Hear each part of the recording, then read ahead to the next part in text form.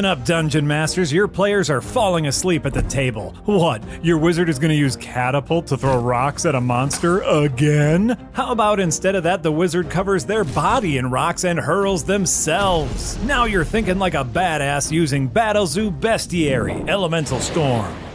Filled with over 150 innovative elemental monsters, new elemental spells, and the monster parts system, allowing you to craft weapons, armor, and magic items from the creatures you slay, infusing elemental magic into them with 20 unique elements. Sure, there's classics like air, earth, fire, and water, but there's even weirder elements like music, space, and time. Doctor Who, Doctor You. Wait, I'm a player, not a dungeon master. Why should I give a Well, Yahtzee, how about a brand new character archetype, the Monster Hunter? Climb on creatures, target specific body parts, and weaken them. Or just grab a small monster and use their attacks against the big one. Ooh, you sold me at big ones. Best of all, this archetype can fit along any class. Fighter Monster Hunter?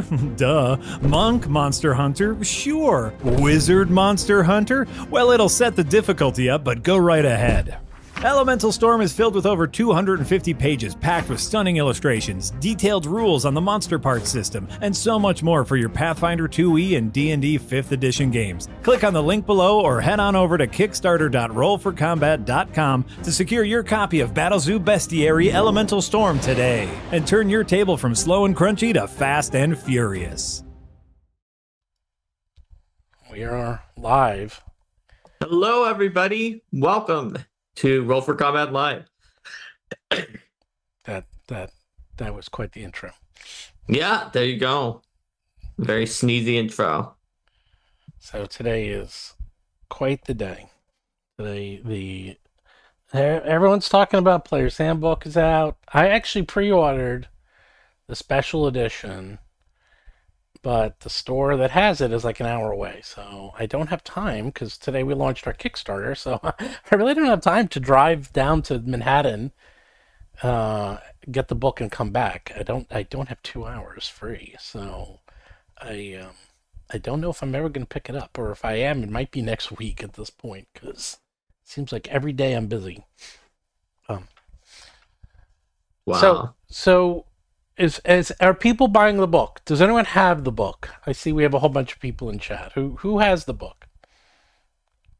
Let's see who has it. I do not, because you have a million of them. You said you were going to give it to me on Thursday. Maybe. I decided. Now it's maybe? Okay, well, if I could pack it. Because I was thinking about it, because I have to bring all of our Roll for Combat books, and if it weighs weighs more than 50 pounds, it's going to be a little close. I think it's going to be very close. Oh, there we go. So if it runs out, then maybe I won't get one. Well, I should be able to fit it. I don't know. We'll see.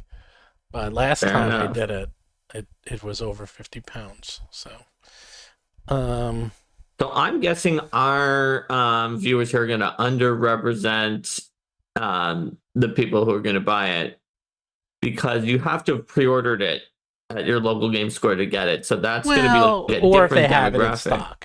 You don't have to.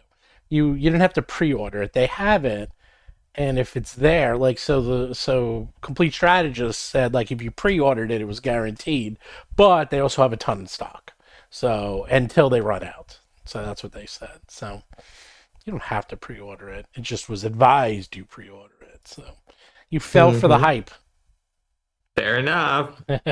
Well, to be fair, before you had a million of them, you advised me to pre-order it. But then when you got all of them, you said that I didn't have to pre-order it because you would give me one. Well, also, I thought it was going to be a bigger release today because I didn't think they were going to be doing...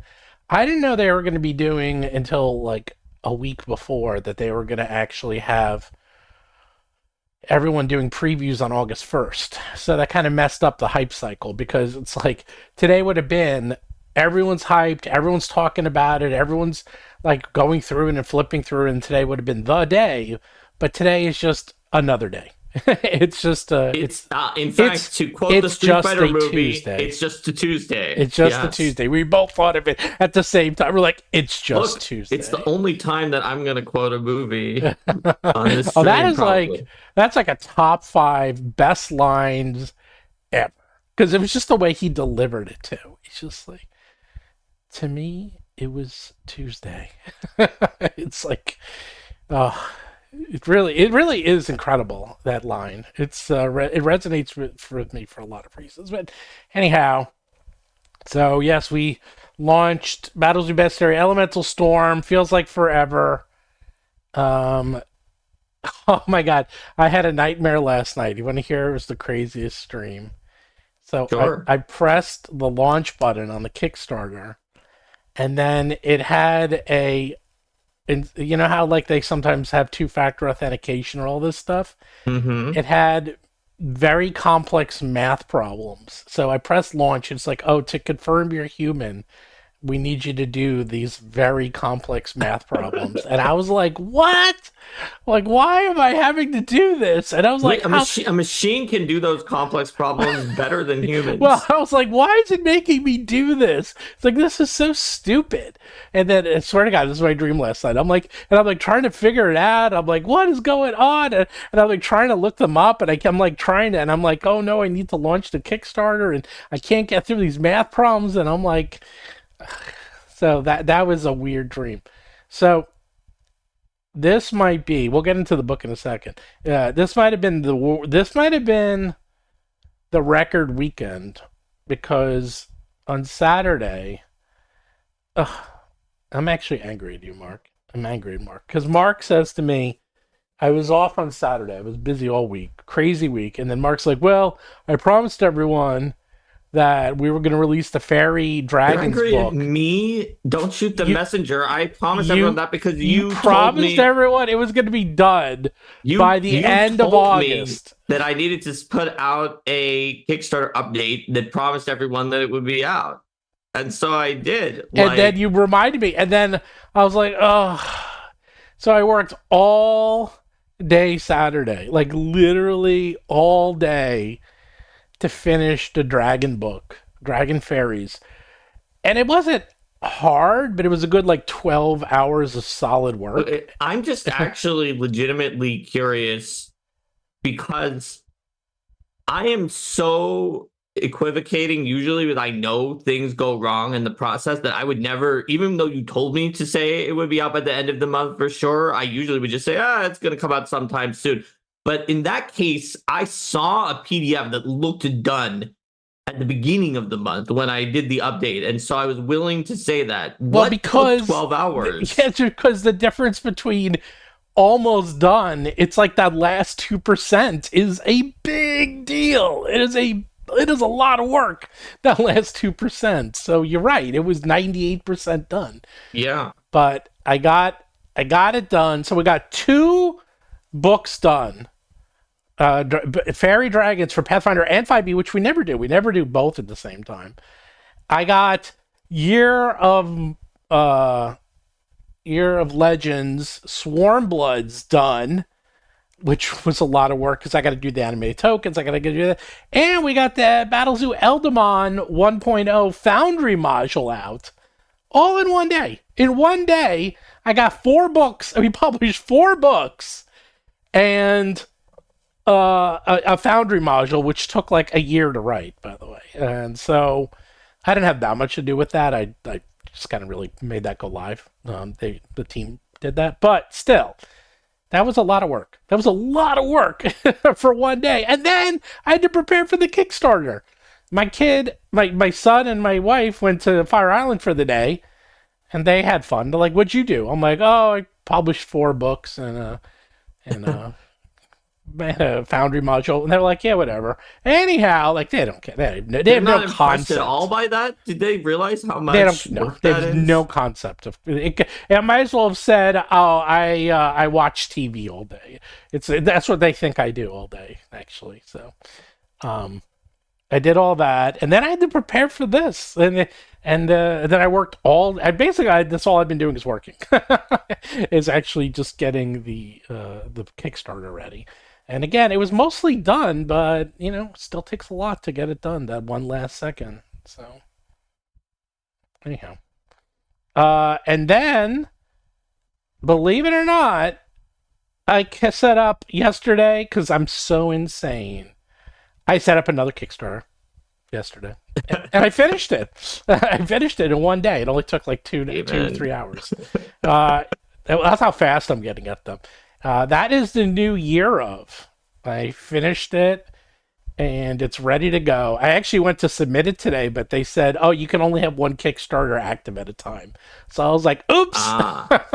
So I was like, all right, I'll wait till this one's done and then I'll submit the next one. But if you're on the show tomorrow, so tomorrow, that's when we're going to reveal we're going to reveal the new Year of. So if you have the Year of Monsters or the Year of Legends, we're going to reveal the new one tomorrow. And Kelsey Dion is going to be on the show tomorrow for 1 hour. And then we're going to talk about Shadowdark. And we're going to talk about the Ennies. We'll talk about Gen Con and all that stuff. So tomorrow at 3 p.m., make sure you guys are here. And we're going to talk all about Shadowdark. You can ask your questions. And we're going to talk a little bit about the Player's Handbook. Because it's funny. I mean, I see some other people are streaming. And they're talking about like what they like about it and what they don't. I am starting to watch... I've been so busy, I really haven't looked at it that closely. I haven't even played my weekly game in a month because we've been just so busy. That's pretty... Actually, in August, I usually don't play D&D or Pathfinder because I'm usually pretty busy. But I am looking, and I'm seeing, like, D&D Shorts did a nice overview of, like, things you could do and things you couldn't do. And I keep hearing that the rules for D&D seemed like they were very rushed. And now they're saying, like, what rules were changed. It seems like the D&D rules were horribly rushed. The 2014 rules. Because it's just, like, very basic things were, like, not included in the rules. the original 2014. Yeah. Well, I mean, they also had a skeleton crew. I know. So 2024, they had plenty of time to try to polish and to fix some of those things that weren't in the 2014 rules. But let me ask you something. Okay. They never did an update. They never do erratas, ever. They just say, that's the rule. Yeah, the rule stinks and it's terrible. Oh, well. Like, why not? Allow me to explain. Okay. You know the idea of always fighting the last war or always fighting the last battle? Mm-hmm. So, you may remember, because you played more of this edition than I did, but the edition preceding 5e was 4th edition D&D. Yes. Oh, well, that was endless. They put out endless errata constantly, and it made people get upset that there was too much errata. They couldn't keep up with it. It made people think their books were devalued by having errata. There were many complaints, and this was obviously a team that cared a lot about getting it right. And they put a ton of work and hours and effort into doing it. And then what they got back in response was people being like, why are you doing this? This is too much. It's overwhelming. So, I mean, do you think that... and then, of course, that's public. So corporate can say that too. Do you think corporate is going to be willing to spend the hours to do even a smaller amount of errata? Do you think you can convince them? No, they were just saying not that much, just do a little bit less, when they could be like, cut all of that, save us money, save the bottom line. We won't do any errata. Like, I don't have inside information, but I'm pretty sure that what happened is just they were like, well, if that's how people are going to respond to us putting in that much time and effort, then forget it. Right? No, I understand, but still, it's just... I wish I'm very pro errata. You know, the two of us are both kind of perfectionists, and we always want to change things anyway. But I see how they would have wound up that way based on what happened with 4E. Mm-hmm. I don't know. Well, anyhow, anyone who has the book out now, what are some of your favorite things? By the way, do like and subscribe. And by the way, I'm going to give out one of these today. So if you left a comment in last week's video, I'm going to randomly select someone by the end of this video. And if I call out your name, I will send you the book. In fact, I see some of the people who won books in the chat. How's your books? Do you get your books? No, I see some of the people. I sent them out to you. So, yeah, I mean, basically, I select someone and you send me your address. I go to the post office. I drop a book in the mail. It's pretty easy. So there you go. So, yeah. So if let me know if anyone does like it. Comment or chat. So the chat, it's okay. A comment from last week. So comment last week's. So it's basically every week I go through the comments on the videos and then I just randomly select someone. I have also been like randomly taking someone from the chat. I'll do that tomorrow because I am running a little low on books, and I will not have time to go buy some more until later in the week. So I want to make sure I have enough for everyone. So just for right now, after this video is over, leave a comment, and I will pick you or pick someone. And so you can't leave comments while it's live. I know it's a little confusing. So here's how it works. Leave a comment. If you leave a comment, next Tuesday, I'll pick someone. Tomorrow, live during the show with Kelsey, I will also pick someone, but that'll be during the stream. So during the stream, in the chat stream, I will pick someone. So, and yeah, and there you go. So, let's see. It's 20% bigger. Is it 20% better? You know, they did a much better job with the layout of this book. Like, the layout of this book is extremely well done. Like, they really put their thought into this, and I can tell that this was, it's extremely well designed, the book. But, you know, it's, I don't know. I don't know anyone who's playing it. That's the thing. It's like, I've been hearing a lot of people talking about it, and I've been hearing a lot of people dissecting it, but I haven't heard about a single person who's playing with it. I do hear about a lot of people saying they're only playing their old 2014, but they will not play 2024 until their campaigns are over. But I have news for you, Mark. Are you ready? So what's your new news about that? I have the official name of the 2024 books. Oh, they have a new name now that is not the 2000. I found it. Is the official name D&D? No, I actually found the official name. The official name. What is the official name? I gotta find to make sure. So, and you're wondering how I found this out. It's actually quite tricky because they're not letting anyone know about this. So, how they did it is they are releasing magic cards, and on the magic cards is some of the art from the D&D, and one of them includes the D&D Dungeon Master's Guide cover. And so, in the magic card, they had to give reference to the artwork, and that is where they put the official name for Dungeons and Dragons. And what is it? I am double checking to make sure I get this right. I believe it is. Let me see. Stall while I look this up. Okay, sure. So it looks like a lot of the people in the chat, when you asked them, had mostly have not gotten it yet. But I feel like that is based on the fact that, like, really only a few people have it unless they went to the store like today to get it. Here it is. Looking at some of the more recent chats here, let's see. The new name is officially D&D Not Fully Yet Monetized. No, that's not the official name. That's a good one. What? That doesn't sound like an That's official not name. it. I actually do have, according to a card that has the artwork for the cover, it's called Dark Deal. It's a new magic card from an exhibition to adventure. And according to this, the official title is... What do you think it is? What do you think the official title? Well, if you had me guess, I would have said D&D with nothing else afterwards, but you've already told me that's wrong. It's not. So, let's see. The official title, I don't know, like D&D Multiverse? Nope. It's so boring, you'd be like, that's it. It is Revised 5th Edition. Okay. That's it. Revised 5th Edition. There you go. So that's what that's it is. Similar to just, Pathfinder 2nd Edition Remastered.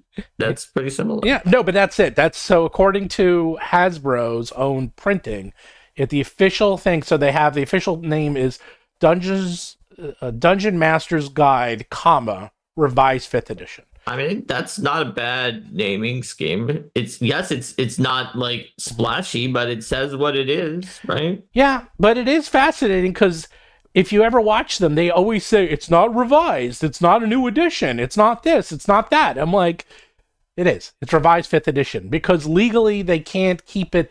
there's actual legal reasons, like when you have the ISBN numbers and things like that, you can't keep the numbers and some of the naming conventions exactly the same. If you change more than 10%, then you have to come up with new identity, and obviously they did. So well, it's obviously meant to be different. All the art and the layout and the order is different. Oh, so I know, but like they can't, even if they wanted to keep it the same name, they can't. It has to be subtly different, and they can actually call it whatever they want. They can still call it Dungeons and Dragons Player's Handbook, all that, but officially, like in the copyright, they have to change it. So you can, that's how you get around that. So the official name is Revised 5th Edition. So there you go. So now we know.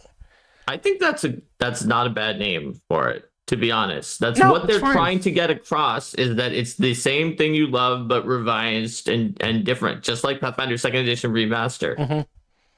Honestly, if they could have just called it that at any time along the way instead of these other names, but maybe it's just the marketing or branding team just had a lot of different ideas, then they wanted to throw the spaghetti on the wall and see what stuck. Yeah, but people have been saying it's whatever the community calls it is what it'll be, so, and that's something else. It's like you have to be very careful. If you don't name it, the community will name it, and they might name it something you don't want it to be. And that's something else you got to be very careful. Like, if you aren't going to come out and call it something, then there you go. So, Revised 5th Edition, which actually, it's a heck of a lot easier to say Revised 5th than to say 2014, 2024, because I keep messing those up. They're also a mouthful. So, from now on, I'm calling it Revised, because that's what it's called. Yeah. Well, or just D&D Revised. Yeah, well, just Revised. Like Magic had just like Revised. Yep. Revised D&D. So that was news. Now, this isn't 100% confirmed, but it's 99.9% confirmed. I have not seen the Secret Lair. If someone else got the Secret Lair cards, it's supposedly the Secret Lair D&D Exhibition to Adventure cards. It actually has it there in the copyright and the artwork. So, because they always have the artwork, like the name of the artwork and stuff. So, anyhow. So wait, what were you saying? Everyone loves the new edition and they can't wait to start playing it, and they say it's like great and wonderful. And is that what you were saying? I was just saying that a lot of the people in our chat right now are saying that they are not getting it, or that they haven't gotten it yet, and it's not very surprising at all, given like the general like you've put out a last few videos saying that nobody was going to get it. So why would someone then be like, oh, well, it's a few weeks later after Steven said nobody's going to get it, I'm going to get it. So I'm going to click on this new one that says, is anybody going to get it? When it's a question that he's already answered in the past. Yeah, I know. Well, I was saying no one's going to get it because they were not marketing it as something new. And that's like an age-old problem. Like, for example, I know this sounds weird, but like, okay, I went to go see my lease is up for one of my cars, and the lease I had was a 2021. I went to go see the 2024 car, and quite frankly, there was no difference. Like, I went into the car with my son, and he and I are looking. I'm like, this is exactly the same car. We're like, yeah, it's exactly the same. Like if you closed your eyes and opened your eyes and you were in the 2021 then the 2024, you wouldn't even be able to know. Like, that's how little differences there were in the cars. But they have to keep changing the year so people get excited for the car, and they make the most subtle of differences. That's what I feel like. And by the way, supposedly cars, the rule is you reiterate every 3 years. Like Audi does this. So like every 3 years is a big update.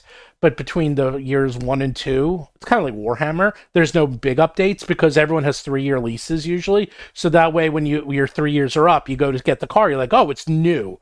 Let me get a new car. So they want to update it every 3 years. I feel like D&D has turned into the cars, the car of the TTRPG world, if you will. Is that it's not a big update. It's 5.5. So Derek Derek, are you back? Derek, you want to join us? Are you back from Vegas? You pre-ordered yours from the Flag since I strangely didn't get one in Gen Con. I'm actually always excited to pick up the new D&D. You said you weren't going to pick it up. And now he's like, I'm excited to pick it up. Maybe he changed his mind. I guess he changed his mind. It's okay to have a different opinion at different times. No, I know, but it's, well, you know what? It's the FOMO. It's the fear of missing out. You're like, I'm not going to get it. And then it comes out. You're like, I must get the book. I must get it right away.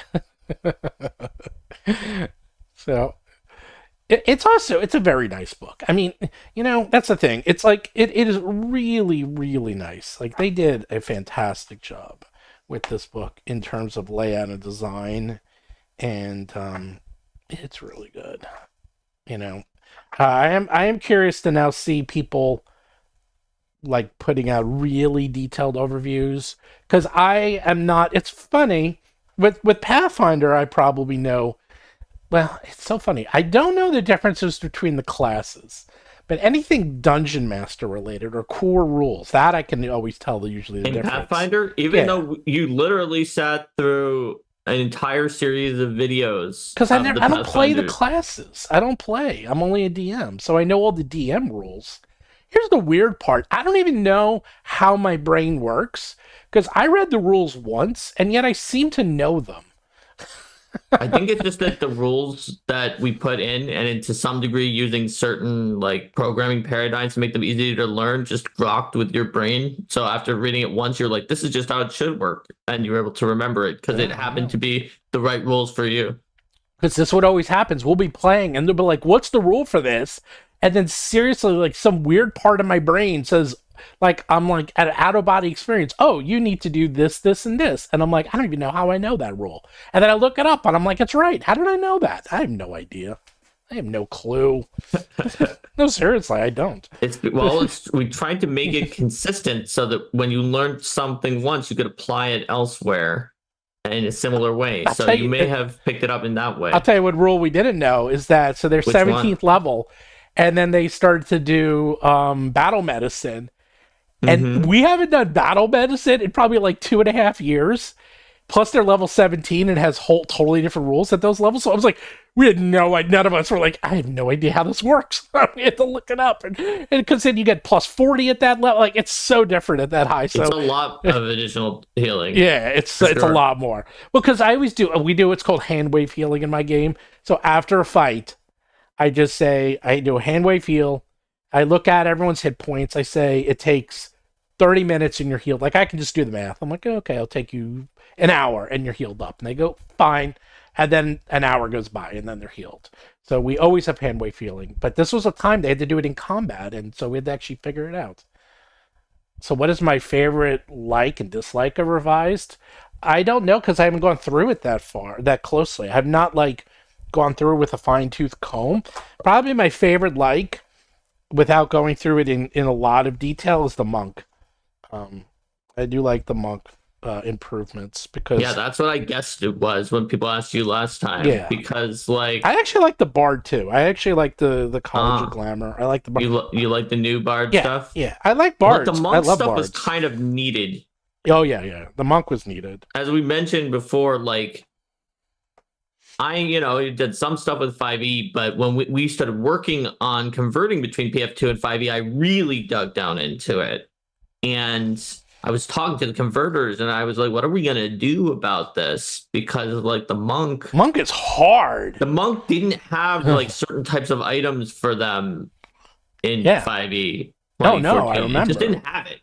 Yeah. And so it was like, well, in PF2, we put some items in for the monk. And it's like, should we do it anyway? And it's going to be much more powerful than not having it. And we eventually decided that the monks were just not doing so well, and so we might as well put it in, right? But that was a decision we had to make, and so I'm so glad that the 2024, or I guess revised monk, is here, because that's going to help a lot. There's like, I mean, I don't need to tell you designed the damn rules, but from my point of view, is that there's like, they always say there's like the finesse, there's the fighter, and then there's the caster. But not really, because then there's even more subclasses, because now you have like a pet class. I don't need to tell you, as the guy who wrote Eldamon, like pet classes have their own like set of rules. Like that's its own criteria, because pet classes have a lot of rules because you can't. It's very complex. And then you have things like monks, because okay, I need to create a character that is as powerful as, you know, a fully decked out fighter with their +3 weapon and their +3 armor, and you know, all their saving throw items. They need to have, and they need to be just as powerful, and they need to do it with literally little to no equipment or specialized equipment just for the monk. Like that's how you have to do it. So Right. it's very tricky. It's like, It's not always so easy. well, that's the other problem. It's like, how do you balance the progression of loot for monks if they don't need loot? You know, like, Right.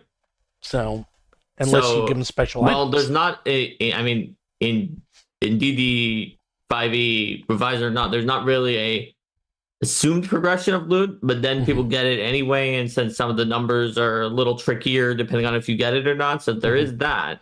But that in some ways makes it even worse, because if there is no loot that you could possibly find for the monk, but then there is for the other characters, then it's just, you know, they can be a little crestfallen.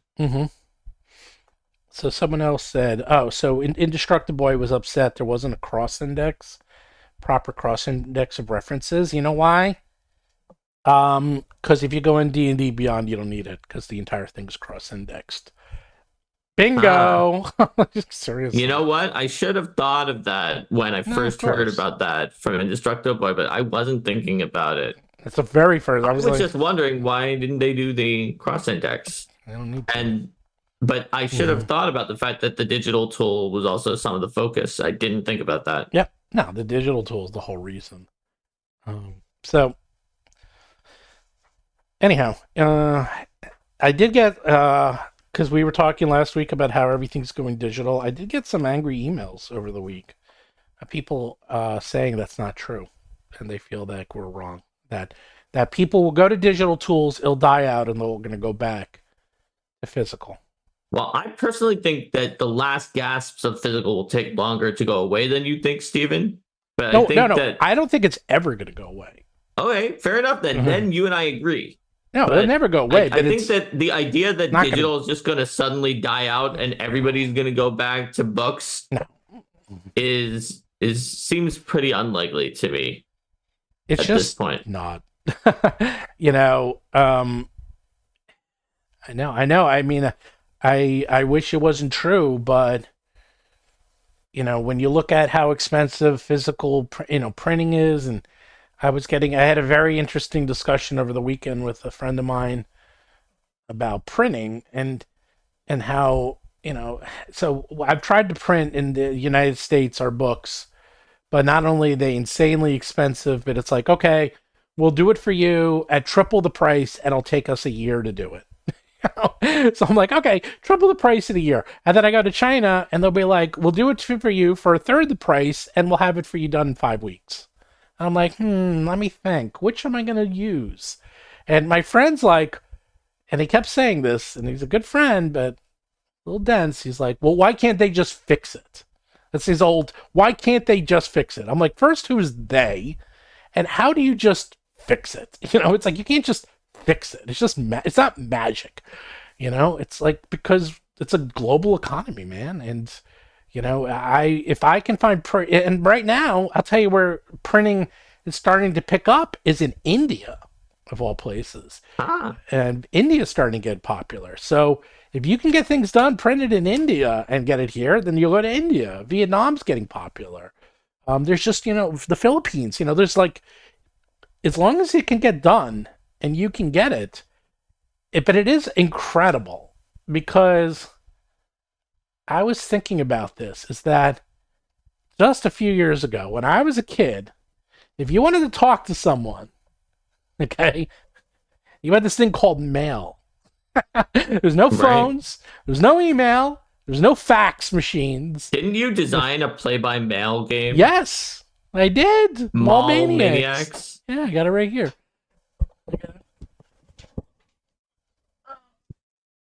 Just Now, I want to just even try to imagine, like, young kids from Gen Alpha played even this ever game playing Mall Maniacs by through sending the mail. snail mail. Snail mail.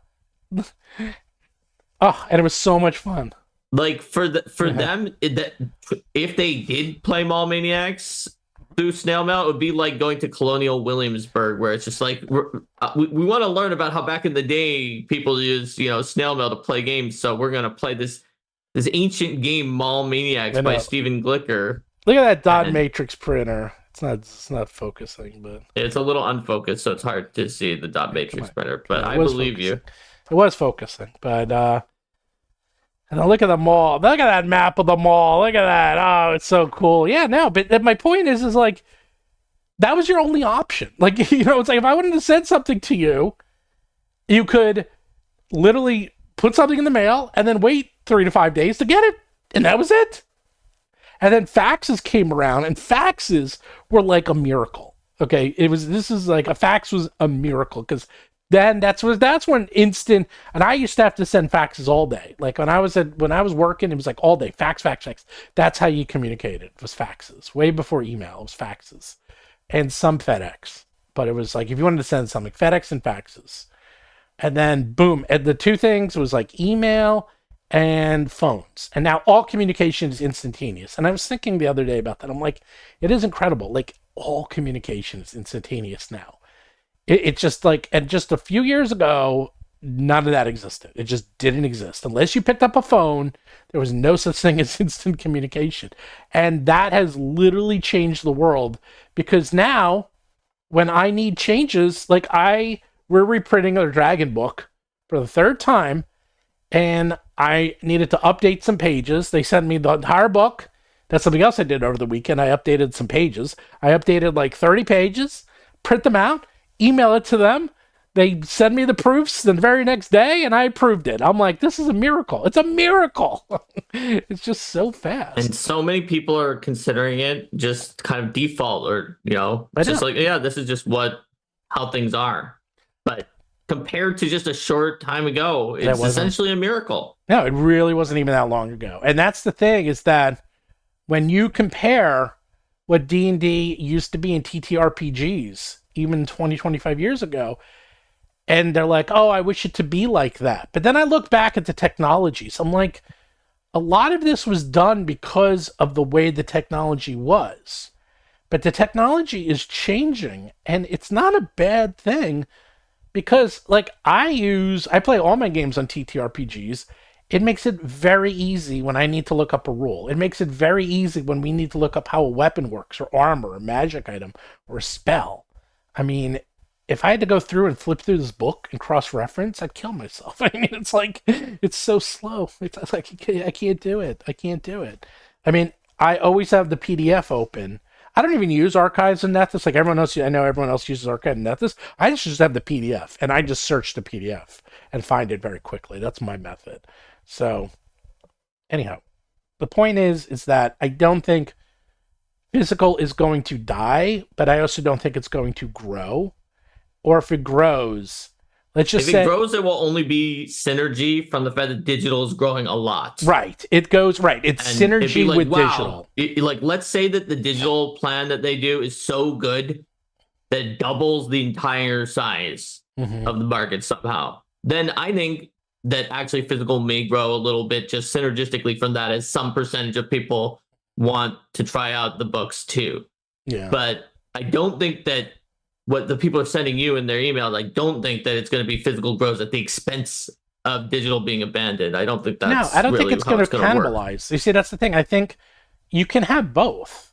You just can. You can have both. But at the same time, it's like, digital's not going away. I hate to say it. It's like I got some extra emails. I was kind of surprised. And I was like, well, don't shoot me, man. I'm like, I'm not the one in charge of all this, I'm not the one. And now, okay, now someone actually did right here. They look at board games. They're very physical. You're 100% right.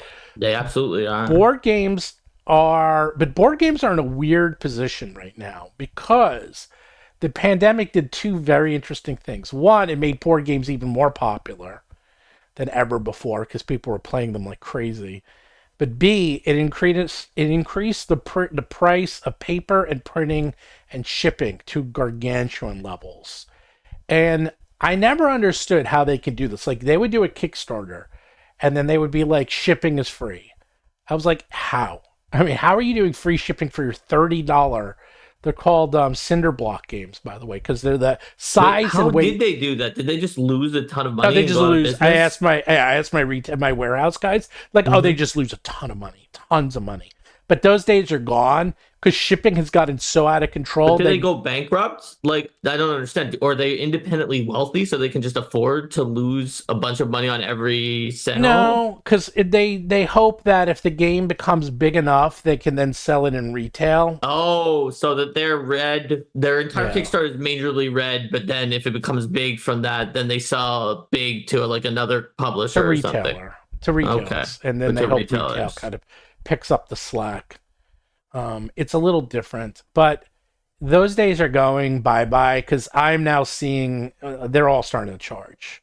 So it's not only because in the old days it'd be like $200 for the game, free shipping. Now it's $200 for the game, $50 for shipping because that's what it is. I mean, and that's the thing. There's only 3 companies in the world that really handle shipping, and that's it. Because it's like you have 3 companies and you're stuck in whatever they charge, and they all charge the same amount. So it's not like you can really go somewhere else. So it's like the Costco logic. Yes. Yeah, if you can get into big box stores, they will buy huge amounts and they don't return the games. Like board games aren't returnable really. So if they buy 5,000 games, you just made all your money back. So they try to almost do it as a loss leader, the Kickstarter, just to get it into people's hands and get some buzz going. But, so they would not, and there weren't as many games being printed. But anyhow. Yeah, I guess that makes sense. Wow. It sounds scary having a Kickstarter where it's a loss leader. And so every sale is actually putting you deeper and deeper in debt.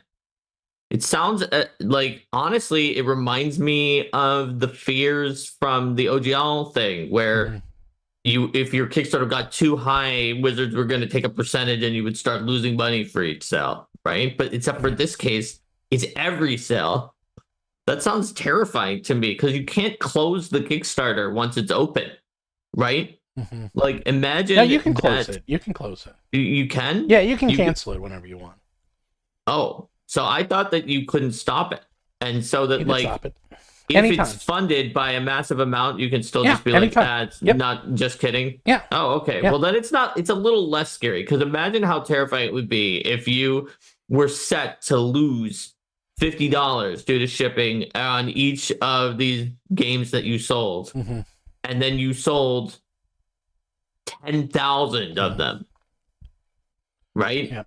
Oh, well, I mean, like, maybe you could afford that, Steven, and then you'd be like, I sold 10,000, now it's going to be a big game. But a lot of people, that would just be like, my life is over if I owe Oh, that happens all the time. $500,000. In fact, it took us a while. That's why, like, the Kickstarters I'm doing smaller, bigger ones rather than one big one because, I mean, it was... If we want to make a go at this and actually do this, I have to make money. Can't do this for fun. Have to actually have to make some profit off these things. So actually, someone says here, Ed says it's like when Professor DM talks about D&D Go. Actually, he and I are the ones because I showed him. Okay, so Professor and I talk all the time, and I'm the one who showed him Monopoly Go and how much money he was making. And then and that's where the D&D Go came to, because I showed him how insane. The whole thing, though, here's the crazy part, as I found out, Hasbro only makes something like 3% off of off Monopoly Go, because it's a licensed property. So even though it's made over $3 billion to date, supposedly the marketing... That means Hasbro only made like 10 million. It makes a little bit more than 3 billion. Yeah, so 3 billion. What's 3% of 3% is... Oh, no, 30. You're right. 100 million. I was off by... I did 0.3%. Yes. Yeah. They only made 100 million of Aha, that 3 I corrected billion. your math. That never happens. You're right. That's what happens when I wake up at 6 a.m. because I'm trying to sleep shift for that plane flight on Thursday. Oh, what? I'm very I'm a little tired, but it'll work out. Okay. Because So I have to get up at 3:45 a.m. on Thursday. for that, got it. So anyhow, not only that though, the company that makes it, I heard how much they spent on marketing. How much do you think they spent on marketing for For the billion? Monopoly Go? Yes. All right. So I'm going to guess that they spent $400 million on marketing. Nope. Is it too low? Too low. Okay. $1 billion on marketing. That is correct. All right. They have spent approximately $1 billion on the marketing. Okay. Now So they make the money. I mean, but sure. Right. But if we assume You they spent have to- $1 billion on the marketing, right? Right. Then maybe they spent some number of millions on actually paying to make the game and for their employees, but not nearly $1 billion, probably. Then that means let's be very generous and say that they spent 500 million. That's probably way more than any other expenditures. Then that means they got 1.5 million. Oh, sorry, 1.5 billion, and WoTC got or Hasbro got 100 million. And no. It made 3 billion, so that's 2 billion. So right. So let's just say after marketing, we'll say 1.5. Paying people, right. Let's just say 1.5 billion, including paying Hasbro was another 0.5. Yeah. Then they made the company that did go made 1.5. Billion, 15 times as much as Hasbro got, but Hasbro didn't have to do anything, so that's pretty good. No, and Hasbro, it's a licensing deal, and so. But the point is that the D&D Go, like these games, require just absolutely gargantuan amounts of marketing, and it never ends because they're basically like casino apps. And if you ever see casino apps, and Mr. Derek's on here, Derek from Knights, you know all about that. The amount that casinos spend on advertising is ungodly. Like, it is just ungodly how much they spend. It's 10 times more than anyone else would spend because they have to constantly keep it in your face. It's like endless. We're kind of on a tangent, but I thought, I don't know, this is what we're talking about. Yeah, so Concord was just shut down. I cannot believe that. I can't believe that. Mark probably has no idea what we're talking about. So, are you ready for this? Concord was shut down? Concord was shut down. There are a lot of things that are called Concord. The video game. So, there's a new video game. So, Sony has spent somewhere between $200 to $300 million on a live service video game called Concord that launched last week. And a live service is like an Overwatch. It's not an MMO. It's a live service game. It's an Overwatch, or Fortnite, and everyone is chasing them because they saw Fortnite and they saw how much money. Because once you get a Monopoly Go, once you get a Fortnite, you're in it. You're making billions, but you don't hear about the Concords until now. So Sony spent $200 to $300 million on this game, 7 years of development. It looks gorgeous. Okay, it looks really nice. It's a little derivative. They made some very, very, very basic mistakes. Like they don't have one of the things you need to do in looter shooters. You need to have unique profiles for all your characters so you can tell them apart. I won't get into that. It's like go down a rabbit hole of like design for video games. But anyhow, they did a couple things wrong. But the biggest thing is they made it $40. You had to pay it. It's not free. It was $40. And it sold. How many copies do you think it sold between the PC and the PlayStation 5 worldwide? Okay, so let's say that each copy nets them $50 of profit.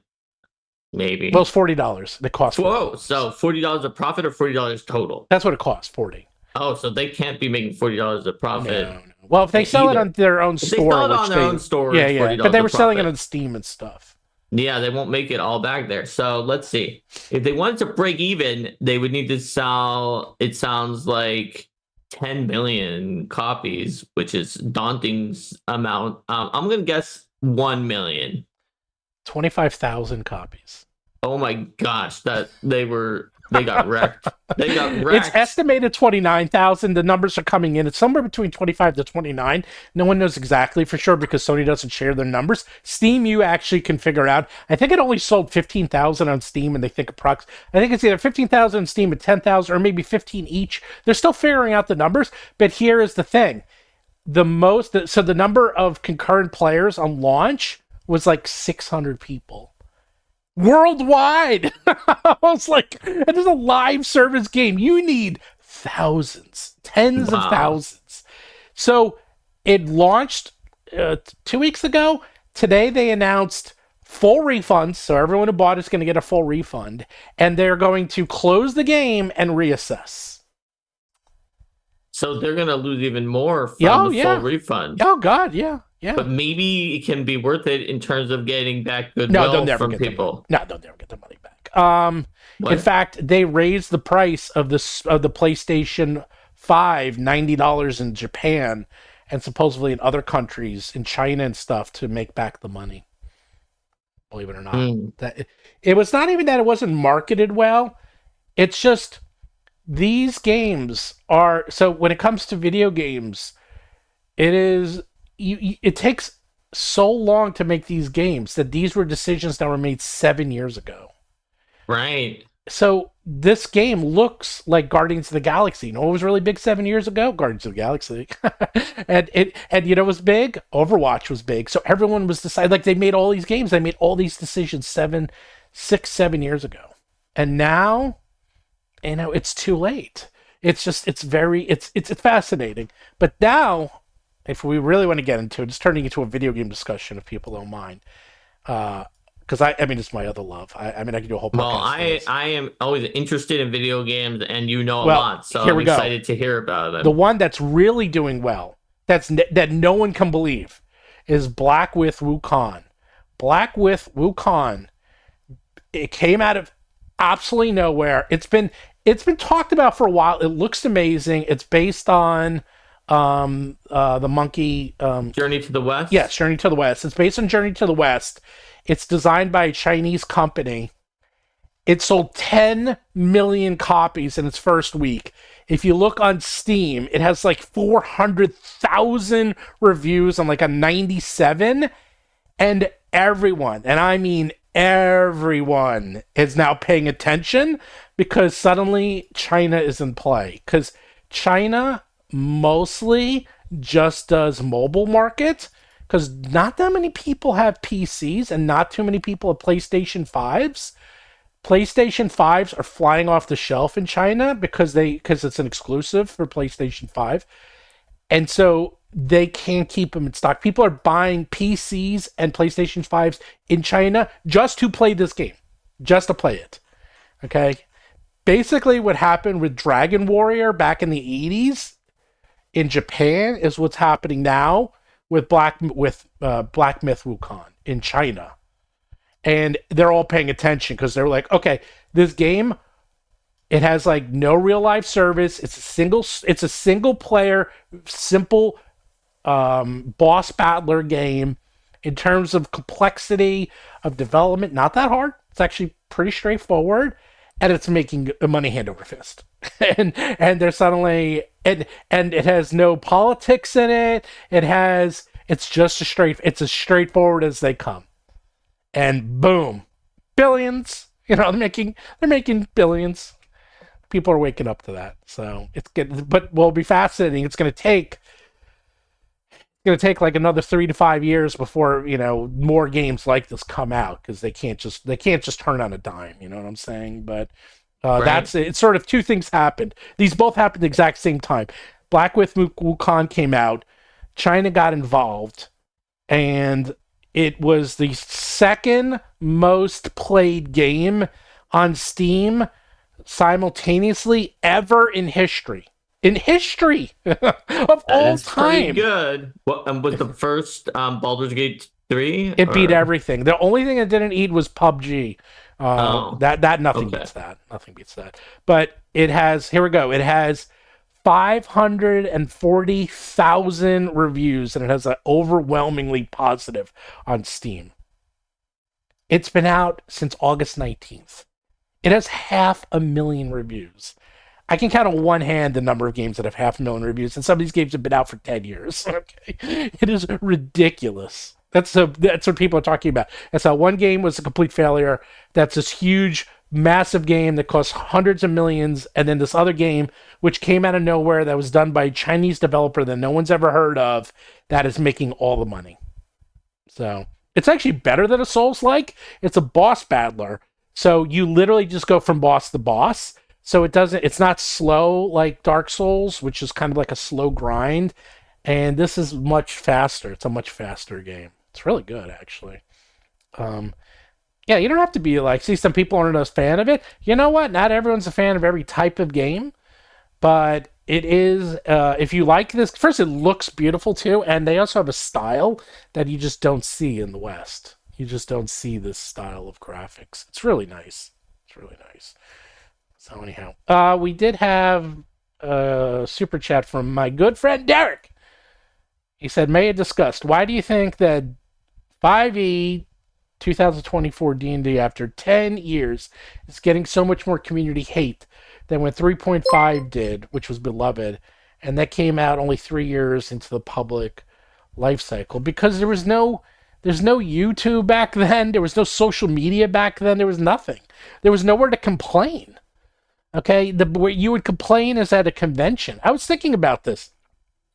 There was a big convention last weekend. There was the anime convention in New York City. And I used to go to the anime convention all the time. And in fact, Ginny D was there, and Critical Role was there. And it's right, I could have just gone. And I'm like, I'm not going to go. And there's actually a lot of conventions in New York. I've just been like, I'm not going to go. Because back in the day, if you wanted to know what was going on in the world, you had to go to a convention. That was it. It was like you would get Starlog magazine, you would get Entertainment Weekly, and you would go to a game convention. And that's where you would find out. You know, I go to all the creative cons, remember creative conventions? And you would just see everyone and find out everything. And you'd watch the videos and everything was there. There was no YouTube, so you had to go to conventions. Nowadays, I'm like, I wanted to go to PAX West. I didn't have a chance. I was too busy this week. Half of PAX West was on YouTube. It's like, I don't even need to go. It's right here. It's like, I don't need to go. There's no reason to anymore. Everything is virtual. As I said, back in the day when I had to write letters, the only way to experience things was to physically be there, like conventions. You don't need to go to conventions anymore if you don't want to.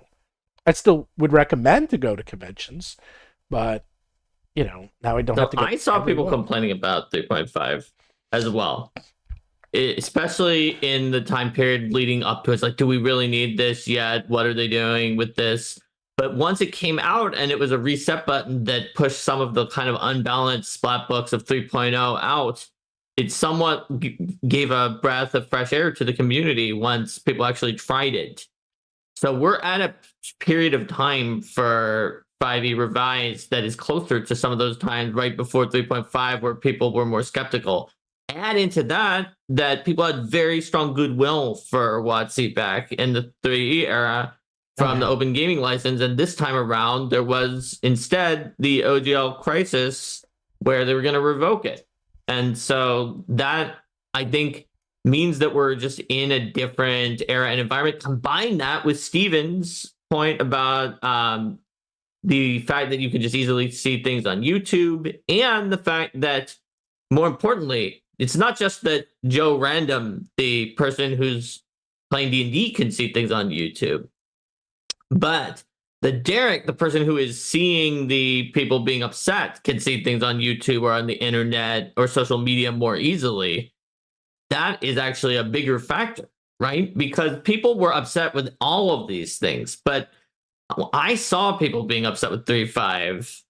I saw a bunch of them, but I had to dig deep onto message boards for that back then. And now it's super easy to see whoever is the people who are being upset. So I think that to an extent, it's just more visible in the way you said, Stephen, but in the reverse direction. And it not just that the regular people can see what the kerfluffle is about, but that everybody can also see anyone who's being critical. And very few people post to be just like, I love this. This is great about anything, compared to how many people post when they don't like it. We had another super chat, which was Agile Monk. Oh, I know Agile Monk. One of the biggest things I've yet to get over is the WoTC team via Hasbro IP legal team intentionally pushing out Mike Merles. It's bugging me and hurts the quality, as do other personnel losses. And then there were some discussions in chat about that, kind of back and forth. Well, here's the thing.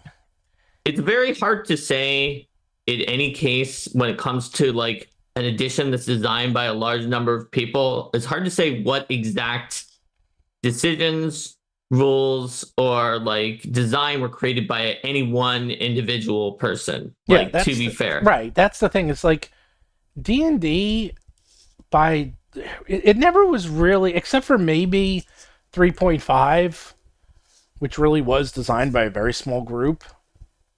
Most of these, like 4th and 5th, I think were really designed by larger committees of people, and not like they knew what they were doing. Not that they didn't know what they were doing, but it was very disorganized, I think. A lot more disorganized than you might think. I don't know what to say about that one, because they fired a lot of people last year, and now they're rehiring them, by the way. And there's a lot of reasons for doing that. Like, okay, I'll give you do it because it brings juice up. They want to juice up the numbers. It juices up the numbers. Kind of disgusting, but that's it is. what. But if you're in a company for a certain number of years, like this actually, so this happened to my father. This is like a weird story, but I'll tell it. It's relatable. Is that my dad was a periodontist, and he had like all these receptionists for him, and he would give them big raises every year, and every year he had them. Every year he had receptionists, and after a while, they were making a fair amount of money. And I forgot when it was. It was like during like maybe the 90s. There was like a big recession. And it was a combination, not just during the 90s, but he was a periodontist. And what was happening in New York is they were changing the amount that you would get for a procedure. So just follow me for a second. So like, say you did a teeth cleaning. He didn't do teeth cleaning. He did surgeries. But if he did a surgery and he would normally charge $1,000 for the surgery, and he was getting that, but then the insurance companies came around and said, okay, we will pay you $400 for the surgery. But he's like, well, it's $1,000 because that's like what I have to pay everyone. Like, he had expenses. He had employees. You couldn't just say, wait a second, I can't just do 2.5 times more surgeries. There's only so much time in the day. I can't cut my income 60% for the entire practice and stay in business. And that's what they made him do. So he had to let a lot of his people go, a lot of the receptionists go, because they were with him. It was horrible. I remember this. They were with him for 20 years. They were continuously had pay cuts. They pay raises, because you know what? He's like, you can hire new receptionists for half the price that could do pretty much the same job. You know, it wasn't like hiring doctors. It was, so, they weren't there for as long. And the same thing happens in big companies. It's like, well, if you're in this company for a long time, you've been getting raises every year, and you're making a lot more money, and they can fire you and hire 2 people at the same price they were paying you. And that happens. I mean, you get priced out of your own job. It happens very frequently. So Mike Merles and a few of these other people that were let go, they were like, oh, they've been here so long. Yeah, those are usually the people they let go. They usually let 2 people go. They usually let the people that are brand new because maybe they're not doing a good job, or they let the people who have been there absolutely forever because they're making so much money that it's just cheaper to let them go and hire someone else who will make half of what they're making now. So anyhow, it's not even union. So you say that. So my grandfather had a union, and he had a butcher shop, and something very similar happened, and they went out of business because they had the union. Because the union, they had to reduce wages because meat prices, and then he went out of business. So I've seen both sides because yes, the unions can be strong. I was in Pittsburgh. I lived in Pittsburgh from 1988 to 1993. I saw unions destroy so many businesses and companies while I was there. They have good sides and they have bad sides. I've seen both sides. I've seen the unions do amazing things, and I've seen them put a lot of companies out of business. A lot of companies. Well, there's two sides to any issue. Right. I think that it's very clear that the existence of unions compared to just rampant, unchecked I completely agree. businesses doing whatever they want is a benefit, especially since the only other recourse before then used to be violently attacking the business owners, right? Yes. Yeah, so no. It's a big step for society, and unions have given us a lot of things that we just assume have always been that way, like weekends. Yeah. No, I know. So, like, I agree. Nothing is universally going to be positive all the time, and nothing. I mean, we live in a society of flawed people, and there's not going to be a flawless option. But I was there, so they had someone who was part of the the founding of the union for United Paizo workers. Let me tell you that at least in Paizo's case, it was something that led to net positives, like significant ones for everybody there. Yeah, but maybe not some of the top executives. I don't know. And in that case, by the way, it ended up really kind of breaking my dad. So the only way he had to let these people go. He gave them huge retirement bonuses, and he actually offered them to keep their jobs. They just had to cut their pay, and they said no. So, I mean, he did everything he could, and some of them stayed on, some of them didn't. But, he had to then work. He had to do surgery. So when he was a periodontist, he would basically do like half his time. So if he worked, say, 40 hours, 50 hours a week, he would spend, maybe half of his time doing consultations and half doing surgery. Once they cut his fees, he had to spend 90% of his time doing surgeries. He would sometimes do 4 to 5 surgeries a day, and it was exhausting. It was killing him. And when you're doing surgery on the mouth, how tiny it is, it was physically exhausting. It actually messed up his hands. He had to have he messed up his hand. He got like trigger fingers. He had to have surgery on his fingers because of his muscles got all messed up. I mean, but he had to basically increase his workload to only do what paid the most amount of money, and that actually even hurt his patients, because then he could even take he could only do things that were the most expensive procedures. So there's a lot of weird market forces there that I've heard about. I don't know if this affected him, but I've heard that doctors who did surgeries sometimes would refuse to do a surgery that was risky, even just because they didn't want their statistics to go down from having failed because it was risky, even if it was for sure better for the patient to take that risk than to do nothing. Yeah. I mean, you're right. So it's complex. But anyhow, because I've been hearing people saying, it's why are they hiring back all the people they fired? It's because they fired them, they saved some money. And to them, it is a juggling act. It's just, it's disgusting. They treat people as these little balls they can just toss around instead of as a person.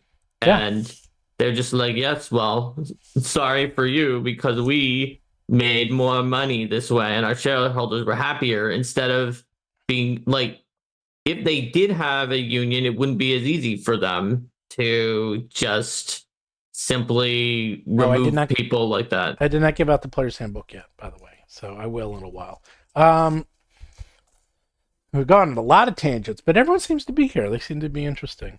Yeah. So people seem to be interested in what we're talking about. We're talking a lot about the player's handbook. We're talking about Black Myth, Wukong, and healthcare in America. Yeah. And what else do we have here? Let's look up the I don't even know what page I turned to. Also, Joseph was talking about the limits on hiring folks back in Washington State. That is a specific limit. I know it for a fact because Paizo had this one as well. If you won't hire them as a full employee, but you use them as a contractor so that you don't have to pay benefits. After a certain amount of time, you're forced to not use them again for a long time, like a year and something, unless you hire them, with the idea that if this one person is so essential to your operation that you can't just replace them with another contract worker, then you obviously really need them and you should be employing them. So that's what it was created, I think, because Microsoft was getting around it. Yeah. And it affects both WoTC and Paizo as well. Yeah, it mostly is Microsoft and some of the big tech companies. It's like a lot of those rules were created. Hold on. Yeah, we're gonna give out. I'll give out the book in a little while. By the way, don't forget, check out Battlezoo Bestiary, Elemental Storm. Let me see. I actually have the free gift that we're giving out. Let me see if they. I'm gonna go check. Oh, cool. I'm gonna go check to see if it's at the door. It's supposed to be delivered today. Let me go see, like around now. So let me check. So if it's coming in, so we'll see if Steven actually finds it or not. I'm curious about that.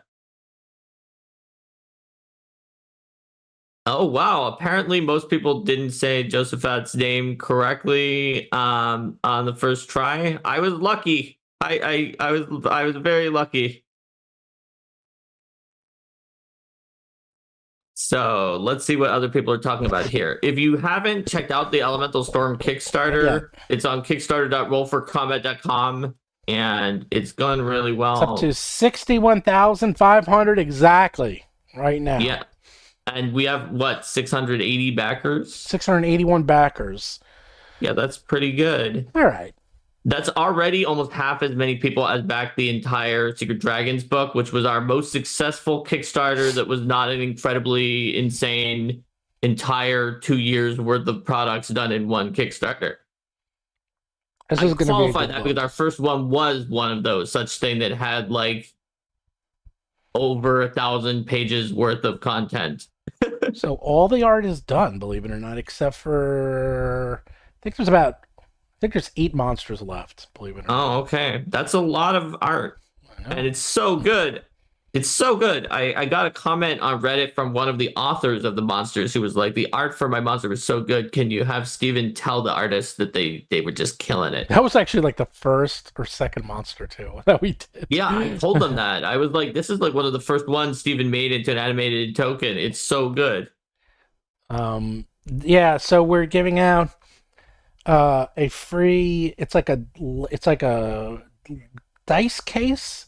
I've done it before, but this one's it's an octagon dice case that holds a set of dice. You can take out, there's a foam padding, and then you could hold one set of dice, or you can take out the foam and just throw a whole bunch of dice in there.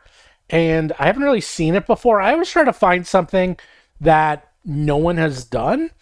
And the company that did it for me shipped it to me. They shipped me a whole bunch from China, and so it's coming today, according to the package, the tracking. And not only that, they make them by hand. So I was like, what colors do they have? And then they sent me a picture of their color book, and they have 100 colors to choose from. So I was like, I guess I can get it in anything I want. They're like, yeah, they make them. Because I get it embossed. They have our name embossed on it. And I was like, how do they do that? They're like, oh, they're not like pre-made. They manufacture them. So I was like, cool, man. Here, I can show you what it looks like. This is not the right one, but I'll show you. Let's take a look. Where is it? Are you running off to get it? Yeah. All right. While Steven is gone, I will now see what people are saying about him. You know, I can hear you. I can hear everyone. So this is so you see how it says roll for combat? It's embossed. Yeah. There we go. It's in focus. So that's this company, and they make these. So these are made, and this is what it looks like. So this is the one I've given out in the past, and this one's actually very popular. So you can put a single set of dice in here. Actually, this thing is great because you can like knock it around. Your dice don't go anywhere. See? So I've given this one out in the past.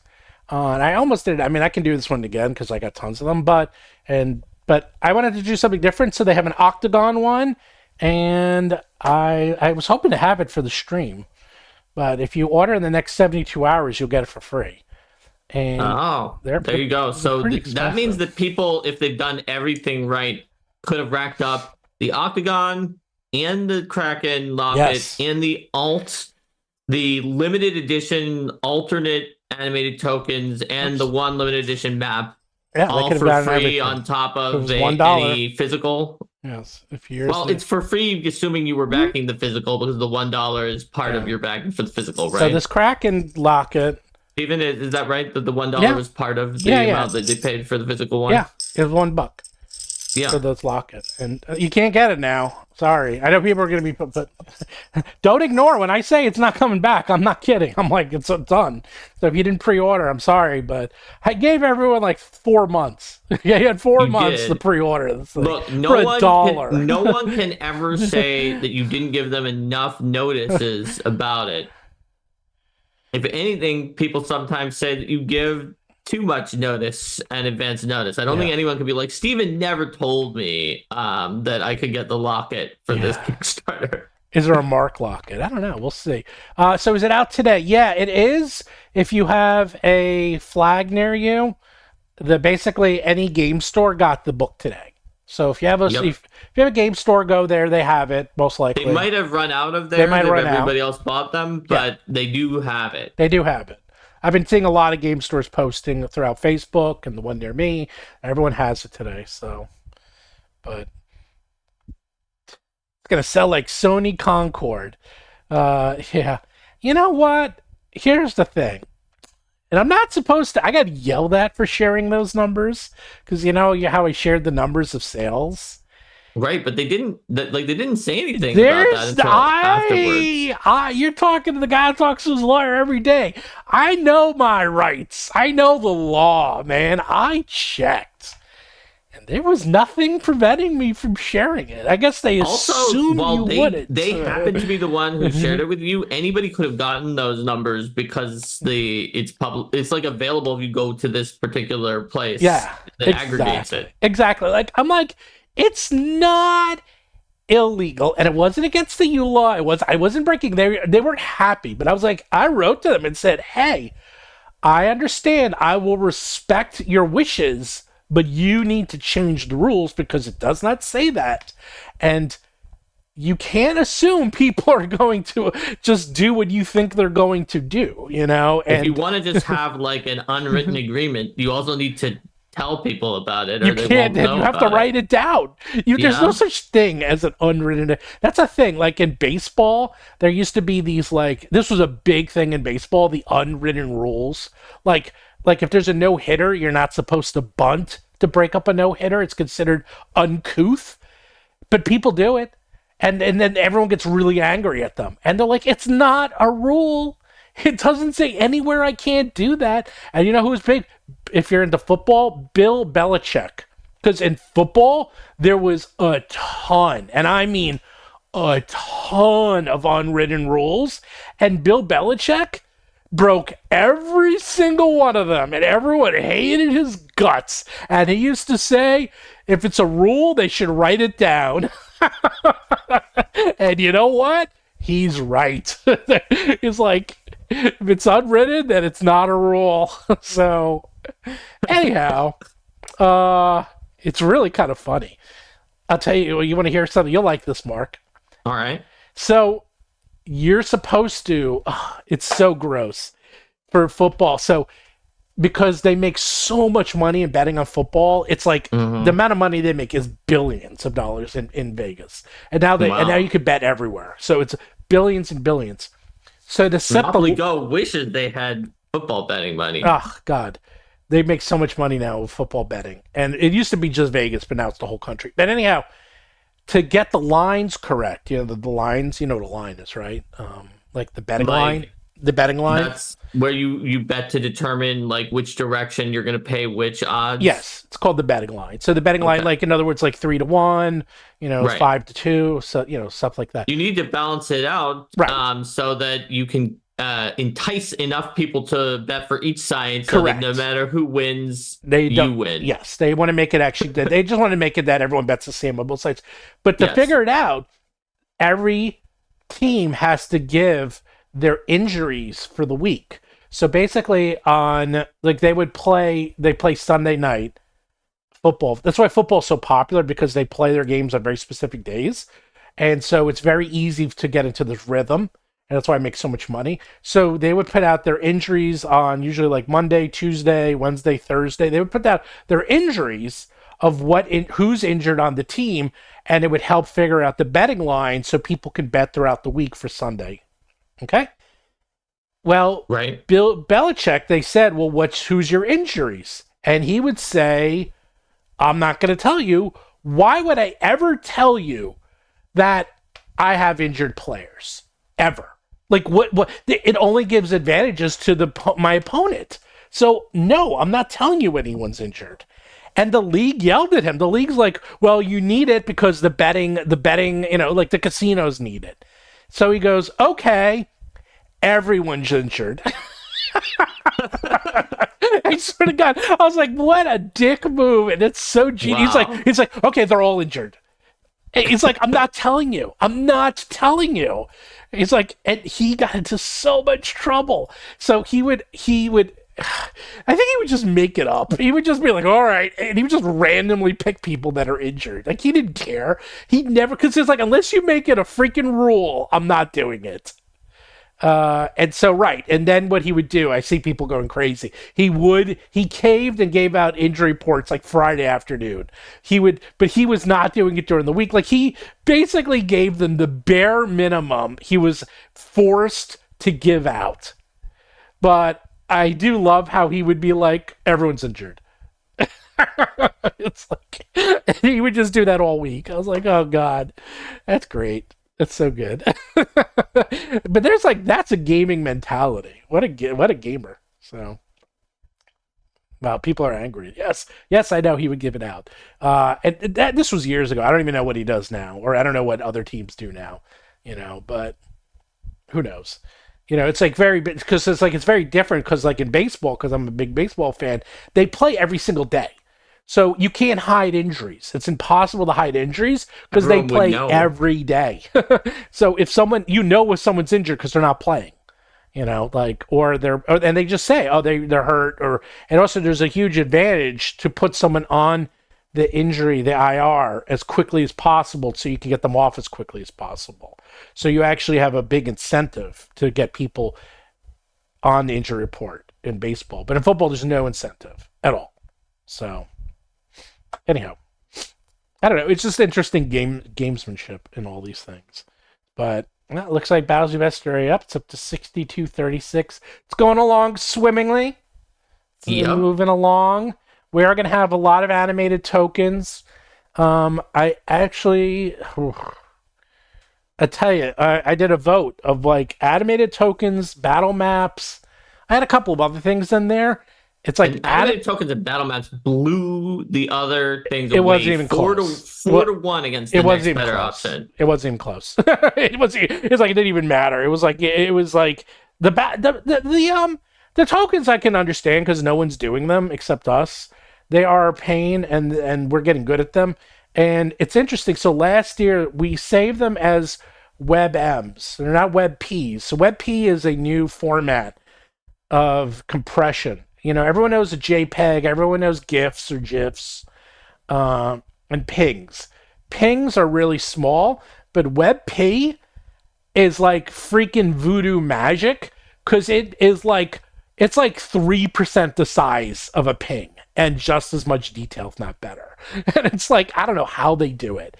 And no one really supports it until very recently. In the last year, it's gotten support, but there's also an animated version called WebM. And WebM is sort of like an animated GIF, but really small. And it looks amazing, and it has alpha channels. And last year, when we did the Year of Legends, I was trying to think of, because the Year of Legends was all digital. I was trying to think of something cool to give out people, but it's digital only. And I was like, what can we give out that's digital only? And then I was like, wait a second. And then I was like, I bet you I could do animations. And then sure enough, Foundry's like, yeah, we handle that. And at the time, no other VTTs handled WebMs. And so we made them. We're doing it now. People love them. They look great. They're fun. they just add a little bit more atmosphere to your games, and we give them tons of different options. We give them without shadows, in a token, out of a token, outside the token, inside token. We have tons of options. You get hundreds of animated variations, and now every VTT supports it. Pretty much, I'd say they all support it, and it's becoming very popular. So you're starting to see them everywhere. I'm starting to see WebMs. Kickstarter does not support it, so I had to save it as an animated GIF. So if you see the animation on there, it looks like garbage compared to what the real one looks like, because animated GIFs stink. The technology is like 35 years old, so it's like, 35 years old, it might as well be like using a Model T car at this point. Seriously, it's so old. I can't even believe it still exists, because technology, new methods are like vastly superior. So that's our thing, and I guarantee in 3 years everyone's going to be doing it. I think we're 3 years ahead of the market on this one, because no one's doing it. No one's doing it. You know what I did see a lot of people doing, Mark? It seems everyone seems to have now. I saw Kickstarter after Kickstarter after Kickstarter that has a monster part system. I mean, there were monster part systems before and after us, but everybody puts them in. I know, but now I'm starting to see ones kind of based a little bit more off like what we've been doing. So I never saw them to this level. I think I saw 3 in the last week. And there is one that's an Eldamon type system. Theirs is very different, though. Theirs is a very different system than Eldamon. Eldamon's almost too deep. Eldamon's its own game it's a game within the game. It's not even it's a its subsystem. Own thing, and it has its own magic system. Yeah, it's so deep. It has its big. own deep magic system that is. I mean, it's not a hard one to learn. Oh no, it is a new magic system as opposed to just like we made stat blocks for a certain number of creatures, and you can now have those creatures, right? So, it's less of, well, I made a stat for a grizzly bear, you can summon the grizzly bear, and more of, here's a brand new magic system with over 300 spell-like powers that are in it. It works completely differently to the original system, and these creatures use the magic system. By the way, someone saying WebP is a miracle. It is. I saw WebP and I saw how big it was. And it's the exact same quality, if not better. I was like, how? I actually am curious. I'd like to see the math behind WebP, because I'm like, I don't know how they're doing this. I'm sure it's basically a math algorithm that remaps. I'm sure it's like an algorithm that takes the colors and the patterns and it turns it into a math, it turns into like a math equation, and then you have to compress it, uncompress it, as opposed to. Yeah, I mean, I know how JPEG and Ping work, but I have not looked up WebP. I'm very curious. So, the reason why Foundry was first. So, Foundry, believe it or not, Foundry is a web browser. That's all Foundry is. Okay, it's when you load up Foundry, it's a web browser. Everything you see in Foundry is web-based, and that's why I'm so big into Foundry, because I develop websites for a living. So. I know webs really, really, really well. I know web technology really well. So when I saw Foundry, I was like, hey, I know how to do this. It's all web. So anything that is supported on Chrome or Chrome-based system will be supported in Foundry. And WebP and WebM are supported, therefore it's supported in Foundry.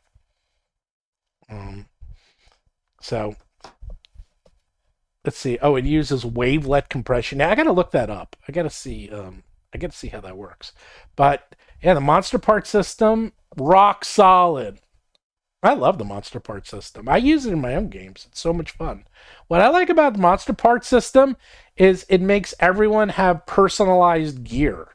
And everyone treats their gear like they treat their characters, which is like my favorite part. So yeah, someone was asking what was good about the monster part system in the Reddit AMA, and I was like, I said, in Steven's game, there are people, they fought a swarm of cockroaches. In a regular game, that would just be it. But then they collected the cockroaches and made like a disgusting eye mask out of cockroaches. And now they're always going to remember they fought that swarm of cockroaches, because they're going to hear the description of the character every time who has the creepy cockroach mask. So it's like a permanent memento Well, that makes things more meaningful. and then Jason fought a mimic and then made his weapon out of the mimic. So whenever he was fighting, he would always have his weapon do mimic things and be really weird, which was cool. So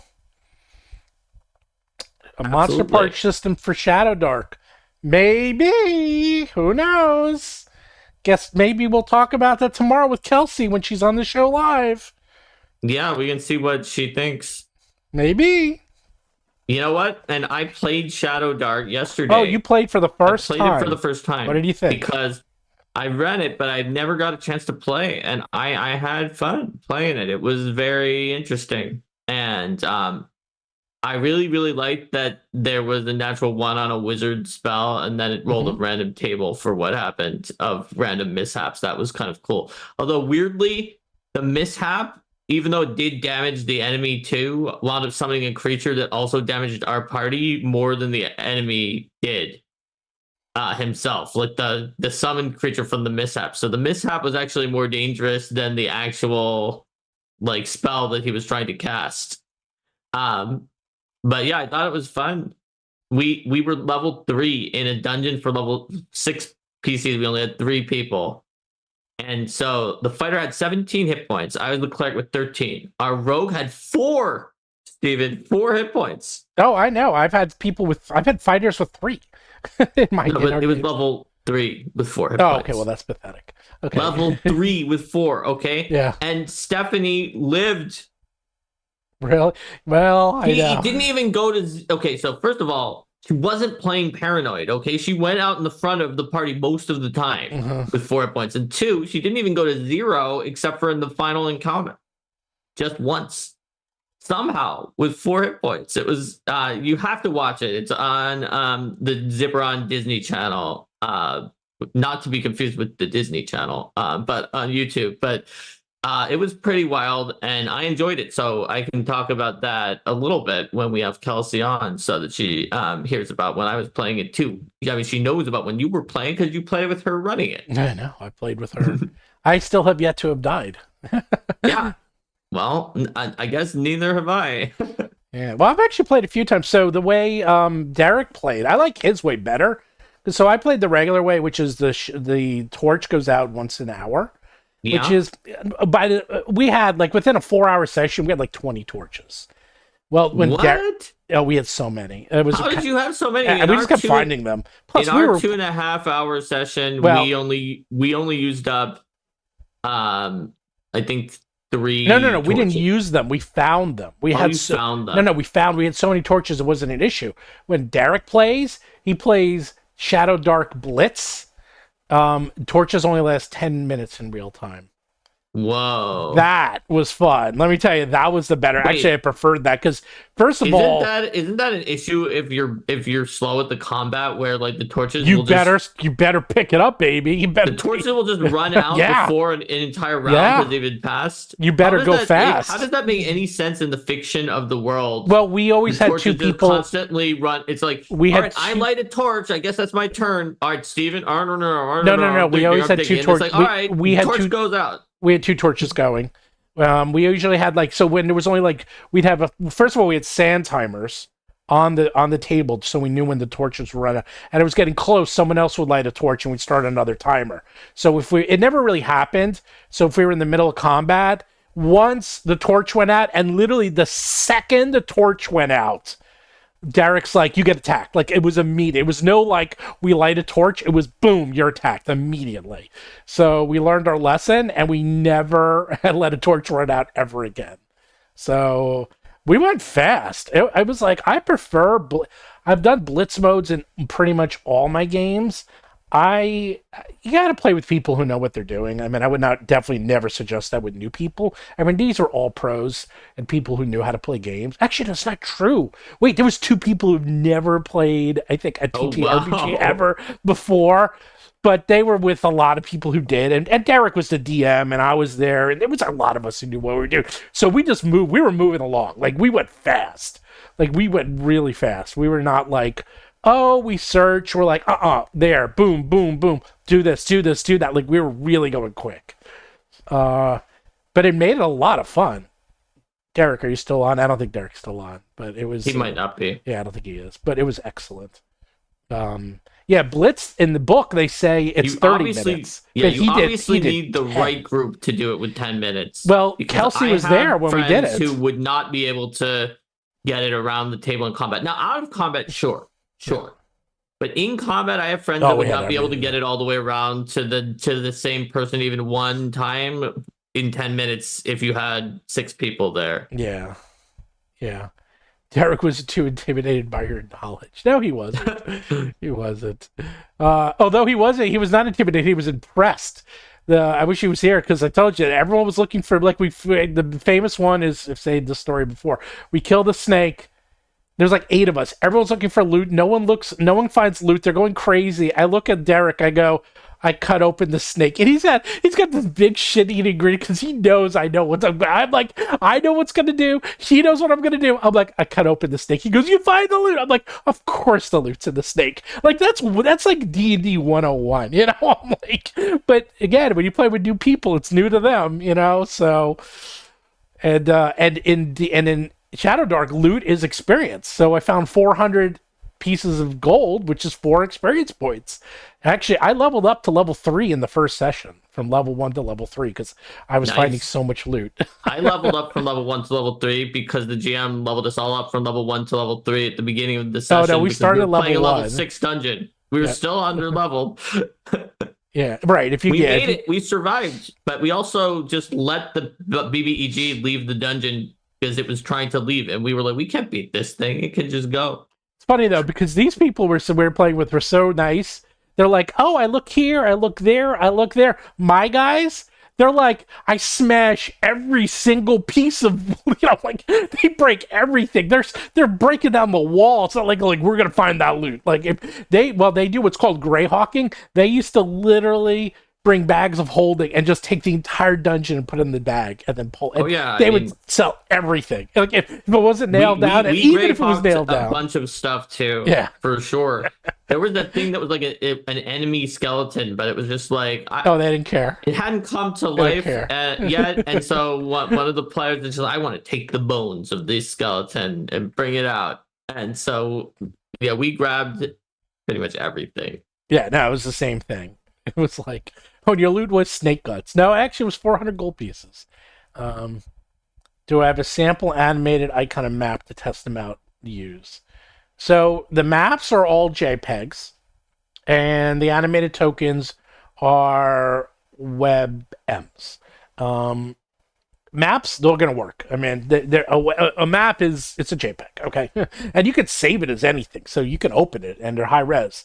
I don't know if I can give you... I could probably put one up on the Kickstarter so people can test them. It's not a bad idea if they want to see what one looks like. You know what? I can probably give someone here. I'll give you... I'm going to be sneaky. Uh-oh. Sneaky Steven. You talk while I be sneaky. Hold on. I'm going to talk while Steven is sneaky. Yes. So let's see what's going on here in the chat after Steven was talking about the snake guts. There's a congratulations about the Kickstarter. Thank you so much. It's doing ridiculously well for a 1-book Kickstarter. It is easily set to break our record for a 1-book Kickstarter, noting that we also have some Kickstarters with it. Maybe way too many books in them. Here's the question. Can a bag of holding hold an actual dungeon, or do you just mean the items inside the bag of holding? I think Steven probably means all the valuables. All the valuables from the entire... But they used to take furniture. Like dungeon. they would take like there's a credenza. They're like, put it in. I'm like, come on, really? And they would bring multiple bags of holding so they can just put in like they would bring up and once, oh man, this was first edition D&D. They literally went back to town and hired hirelings. And like this was like a whole session of like this is like 30 years ago when I was an idiot. And they would like figure out how to like bring the people into the dungeon, get all the furniture out. It was like they were basically running a moving company, okay? It was like D&D the moving company. Seriously. I was like, but you know what? I still remember it. So maybe they were onto something. I don't know. It was pretty funny though. was like, come on, guys. And they're like, we're getting every piece of furniture. It's like, you either hand wave it or we're going through this. I was like, oh. I'm like, fine. It's like, fine. I'm like, we'll do it. All right, hold on. I will give you an example WebM. Still figuring out. These are not the good ones. I'm trying to find a good one to give you. The problem with WebMs is they don't look good. So if you look at a WebM, normally they look like garbage. But if you put them inside, there's not a good player for one. But here, all right, here. Okay. If you want to test an animated token WebM, here. All right, I'm giving a link. There we go. Try out that link. That link will give you one of the actual tokens. It's not final. It's a test, but it's one of the tokens, and it looks like garbage when you look at it raw. Ignore what it looks like raw. Drop it into your player, and then you'll see what it looks like. Like drop it into like Foundry or something. Ignore what it looks like. It looks like the alpha channel looks like garbage. One day there, actually, if you drop it into your browser, it'll look good too. I don't know why the alpha channel looks so terrible. I think the web player just needs to be, the default web player in browsers need to be updated. So, yes, the bookshelf up. It's been a while since someone commented on the bookshelf, but there we go. I got the bookshelf with all my fun stuff here. Haven't really updated it. I haven't added anything in a few days. Although I did get some. You know what I did get? I did get this, the Lost Omen Tia Shah character guide. Yeah, the Tian Shaw character guide. Yeah, it's nice. This is really nice, actually. I like the art in this. Looks really, really, really, really good. Yeah, that's one thing I'd say about the new player's handbook. It's the first time I looked at the player's handbook, like they stepped it up. Like, and they already had like theirs was already like an A in terms of layout and design, and this is pretty. It's an A. It's not an A++. It's like an A+. It is. I mean, they really did, like, you could see, like, the little touches. There's all these, like, little things that, yeah, I can see that the little way they break things in and out of frames, and they did a lot of stuff. Like, they spent a lot of time. This was not cobbled together. Like, they spent a lot of time on this book. I will be curious about the monster manual, okay? I will tell you, the monster manual is traditionally, it's one of the hardest books to lay out, and I always see mistakes in them because there's a lot of places for mistakes to happen. So I'm curious to see when they do the monster manual. So yeah, someone's asking the Foundry version. Yeah, the Foundry version, whenever we put out a Foundry version, it has everything from that book coded for Foundry, so you can drag and drop it into your game. So it's like every monster, every feat, every spell, every magic, everything. And that's a big difference. So it's like, the digital assets are literally just digital assets. So if you wanted to say, you know what, I'm only going to need 2 monsters, I'll just program them myself. Well, you have the digital assets, and then you can at least use the digital assets. But this way, if you're like, well, I don't really want to program anything, and I just add it. So there you go. So MapTool does not accept WebMs, I guess. They will. Let's see, WebM. They're going to, because it's just a matter of time. Because everyone is in the last year, I saw one VTT support WebM to pretty much all of them. And if you write them, I would write map tools, and I would say, are you guys going to start using it? Because it's pretty common. The other thing you can do is you can probably convert the WebMs to an animated GIF if you wanted to try that. It's going to make it bigger, but there's a lot of tools out there, free web tools that will do that for you. So, yeah, the DM guide, I'm actually very, very Challenge Stephen, write 3 books with the exact same number of pages. Did they do that to save money? Interesting. They did. Are all 3 books the exact same number? That's impossible. Are that all 3 books? It's so hard to do it, but Is that you can. possible? It's possible. No, but no, they're saying as the monster manual, the player's It's handbook, weird. the You would DM? think the monster manual would be longer in most cases, but like, people who want to save money on printing by putting signature sizes at exactly 16 pages can find a way. Trust me, Steven, even though you'll add things in smaller increments, which I love that flexibility as the designer. At Paizo, there were a lot of times where it was just like, oh, you've moved it off of the 16 signature. Yeah, That's this entire Yeah, but two-page section is gone. Yeah, but that's new. That's a new technology that hasn't been around that long. Fair enough. So, like, everything had to be 16-page signatures until very recently. The printers allow you to do, you could do a 4-page or an 8-page signature. They strongly recommend you don't do a 12 because a 12 is nothing more than an 8. It's a 4 and an 8. Yeah, but it costs you a lot more. And in fact, they're like, look, if you're going to do 12, just go to 16 or go down to 8. They're like, don't do a 12. So, because you're printing these 2 little signatures and combining them. So that makes sense. Yeah. By the way, did you wind up giving out the book? And no, I'll do it now. Okay. I was just realizing because you had said you were going to do it, and then I blanked because we went on a side tangent. I was like, I know I'm a little tired, but I'm pretty sure he didn't do it. It's all side tangents today. So that's okay. So, well, you don't actually have to be in the chat. If you're in the chat, cool. But all you have to do is listen, and if your name is called, just write me at contact@rollforcombat.com. Send me your name and address, and just link me back to your YouTube to make sure it's you. And there's a way I'll do it. Send it quickly before he gives it to someone else.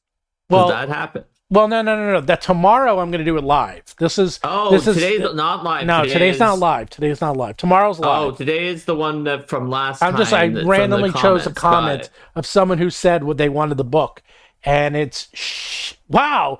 I swear to God, this is random. It's Shaddark. It's not Shadowdark. It's Shaddark. Shaddark. That's pretty close. Were they making a comment about Shadowdark? The winner is Shaddark. I don't know who that is. Shaddark wrote, I don't know, whatever the comment, the Shaddark's comment was. Oh, I lost it. It's fine. It's fine. But, wait, I can see if I can find, no, I can't find Shaddark. Let's see. I just had it. See if I can find their comment. Nope, can't find it. Well, anyhow, Shaddark, congratulations. If you hear this, get in touch with me. I will get you a book. The other thing is tomorrow at 3 p.m. live, I will give out a book too, but that's during the chat with Kelsey. You're not going to want to miss that one because here are all the things that Steven has just implied are going to be there. A book if you're in the chat, right? Yes. Kelsey and possibly some things that Steven wants to say about Shadowdark that he's been dancing around multiple times and implied that there's something going on. And the new Year of, after Year of Monsters and Year of Legends, which we have kept mum about literally everything about it except the fact that Krakens are one of them, which we have revealed already in the past on Kraken Week, of course. But all of the entire other year, even Steven managed to keep from getting too excited and telling everyone, which he usually tells someone like 1 or 2. So there's a ton of secrets for us to reveal in tomorrow's stream. I'm very excited about it. So this is live now, but I can't give out too many books. So every week I give out a book just for leaving a comment, like and subscribing. You got to like and you got to subscribe and leave a comment, and then I'll give out books. So, and then I've also been giving out books in the chat, but I can't give them out because I'm running out. I only have, if I give one out and I have to bring one to Mark and I give out one tomorrow, there's only 2 books left, which is fine because I'm just going to go buy some more. But I only have 2 books left, and I kind of want to have a little bit of reserve because some people still haven't gotten back to me from other weeks, so I don't want to run out of books. And then one of them is mine. So I'm not giving out that one because that's my signed don't book. give out your last That's my one. That would signed book too. That'd be tragic if you like wound up having so many and then you actually just gave your own one away. That would be maybe ironic is a better word. Yeah. Oh yeah, so all 3 books are the same size. Yeah, well, that actually does make sense. That definitely saves money. That definitely makes it easier in terms of if they're doing a box set. It makes it easier. Like if you had 3 books that are always going to be packaged together and they're identical in size, yeah, it's definitely way easier to have them all the exact same size. And also the same size for the boxes. So when they ship them, like this is something else. Like, so when we ship our books, the books are always anywhere between, like the Dragon books are thin. So there's 20 books per case. But if you have a really big book, like Jewel of the Indigo Isles, I think it's like 12 books per case, or maybe even like 8 or 10. So, because cases can't be more than a certain weight, because they get too heavy. So, if you have them all the same size, that's probably 384 pages. That's probably 16 book case size. So, they can make all their cases 16 books. And it's just easier to manage. It's easier for shipping. It's easier for inventory. Because like if you have one book that has 18 books per case, and you got another one that has 12 books per case, it's a pain in the ass. Okay, it's a big pain. So you keep them Steven, all. Someone asked in chat, and I've never been on this thing when you gave out the ones for the previous week's comments. So was there a situation where there was another one for people who were Kickstarter pre-backers? Yes. Yes. And there's another one for them. So let me do that too. All right. While you do that, we got a super chat from Davin Perry that said a bag of tulip bulbs was the loot once in a game, and they remember yellow mold being a trap on worthless tin plates back in 1E. Oh god. Oh man. Yeah, a lot of Yeah, that sounds like something that could have been a disaster all over worthless tin plates. Oh, well, there was a lot of Oh, I got a story. I can't even tell you. It's a spoiler. All I'm going to say, if anyone watches Second Wind, so if you watch the video, you'll notice we have Jack Packard and Yahtzee Croshaw, and that's because I'm friendly with them, and they are doing our videos for us. And Jack Packard runs a D&D game on Second Wind, and they just did their 3rd season called I'm a sponsor for it. I should probably know the name of their show. It's escaping me. What's the name of their damn show? Is Nick Frost. No, it's not Nick Frost. Oh, yeah, Nick Frost. Dude. Yeah, that Nick Frost thing. You know what? Nick Frost just wanted things to be happy and friendly, and it's a company, and things don't stay. Adventure's Nigh, sorry. Adventure's Nigh. So Adventure's Nigh, that's it. Adventure's Nigh. You couldn't remember. I know, I forgot to. Adventure's Nigh. Well, guess what? Jack Packard took some of the Battlezoo Bestiary monsters and put them into Adventure's Nigh. And he took one from Strange and Unusual, and oh boy. The entire season 4 is going to be like Battlezoo Bestiary monsters galore.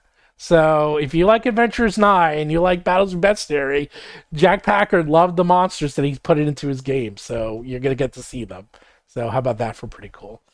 Oh, how about that one? So Trey the Small Sister. Any chance we can see Eldamon alt covers to match the Secret Dragons Classic and Eldamon Sister? So the very first alt cover that we did, like I was doing alt covers. Oh, so hold on. Yeah. I can't decide which one I like more. I did this. This is an alt cover for World of Battlezoo, which was basically just a different full color cover with gold on it. Okay. And that's how I was doing it. But then the artist I was working with, he came up. It was just like, I asked him, he's like, oh, I have an idea for a special edition for classic creatures. And he came up with this. And I was like, oh my God. Like you can see, like it has gold on it and UV. We got UV on. We have as many inks on this as you can get. So we have the back, and the back has all the different creatures, all the different ancestries, plus our logo.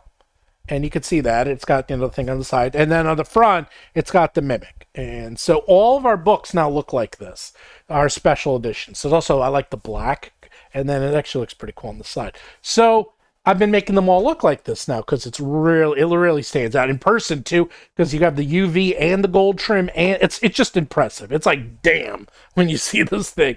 So maybe, okay, I'll put it this way: if I'm reprinting the book, I'm doing this cover. So we're reprinting the Dragon book, the official, the old Dragon book. So I redid this with a new special. I never did a special edition cover for Dragon. So the new special edition cover didn't Secret Dragons come with a special Yes. incentive of the new cover yeah. with the Caladendrex Yes. puts his own face on Yes. it or something like that? Yeah, where it he's looks- just like, look at me, I'm on the it's cover. It's amazing. so cool. Yeah, it's It's so cool. Caladendrex smoking a pipe, and it's his because it's his book. I was like, that thing is awesome. It's gorgeous. I'm so excited about this new style of special edition covers. They are my jam. That guy who gave you those ideas, They're so it was good. very good. They look well. This is also what I like about this is that and this is something I do at Roll for Combat. Mark knows this about me. Like, I like to do things using the technology to its fullest. Mm-hmm. We're using print technology to its fullest. We have UV ink and we have gold foil. Like, you can't get this anywhere else. Like, I can't do this on digital, okay? I can't do UV ink and gold foil the same way, So, like, this is impressive when you see it physically. And, of course, it has the gold trim on the side. And, of course, I have a special book plate. So this is not in the other book. And, of course, we have a ribbon. So this is unique. And it's printed in a unique way. And we're using basically I ran out. Like, you can only have, they said we can have 2 special colors. And I was like, can I get a third? They're like, no. Because I wanted to get silver. I'm like, I can have UV ink and a gold, but they don't have room on the printing press because it's 4 colors plus UV plus gold. So they have 6 inkwells basically on the printing press. They don't have 7. So this is as much as I can do. So they had 7, I would have used 7. I would have done anything. Whatever they had, I would have ended up using. So that's why I kind of like this one a little bit more. I still like the old ones. I still like those a lot, but I kind of like this one. I mean, I still love this book cover just because I like the art. I love this art. The wraparound art of this is great. But, and I did the gold. And then the very first Battlezoo Bestiary special edition cover, where do I have it? And we did raised letters. I found out later the raised letters can get rubbed off on, which is why you shouldn't do it. So I found that out the hard way. So I'm learning. Live and learn. Live and learn. So the alt covers look smacking good.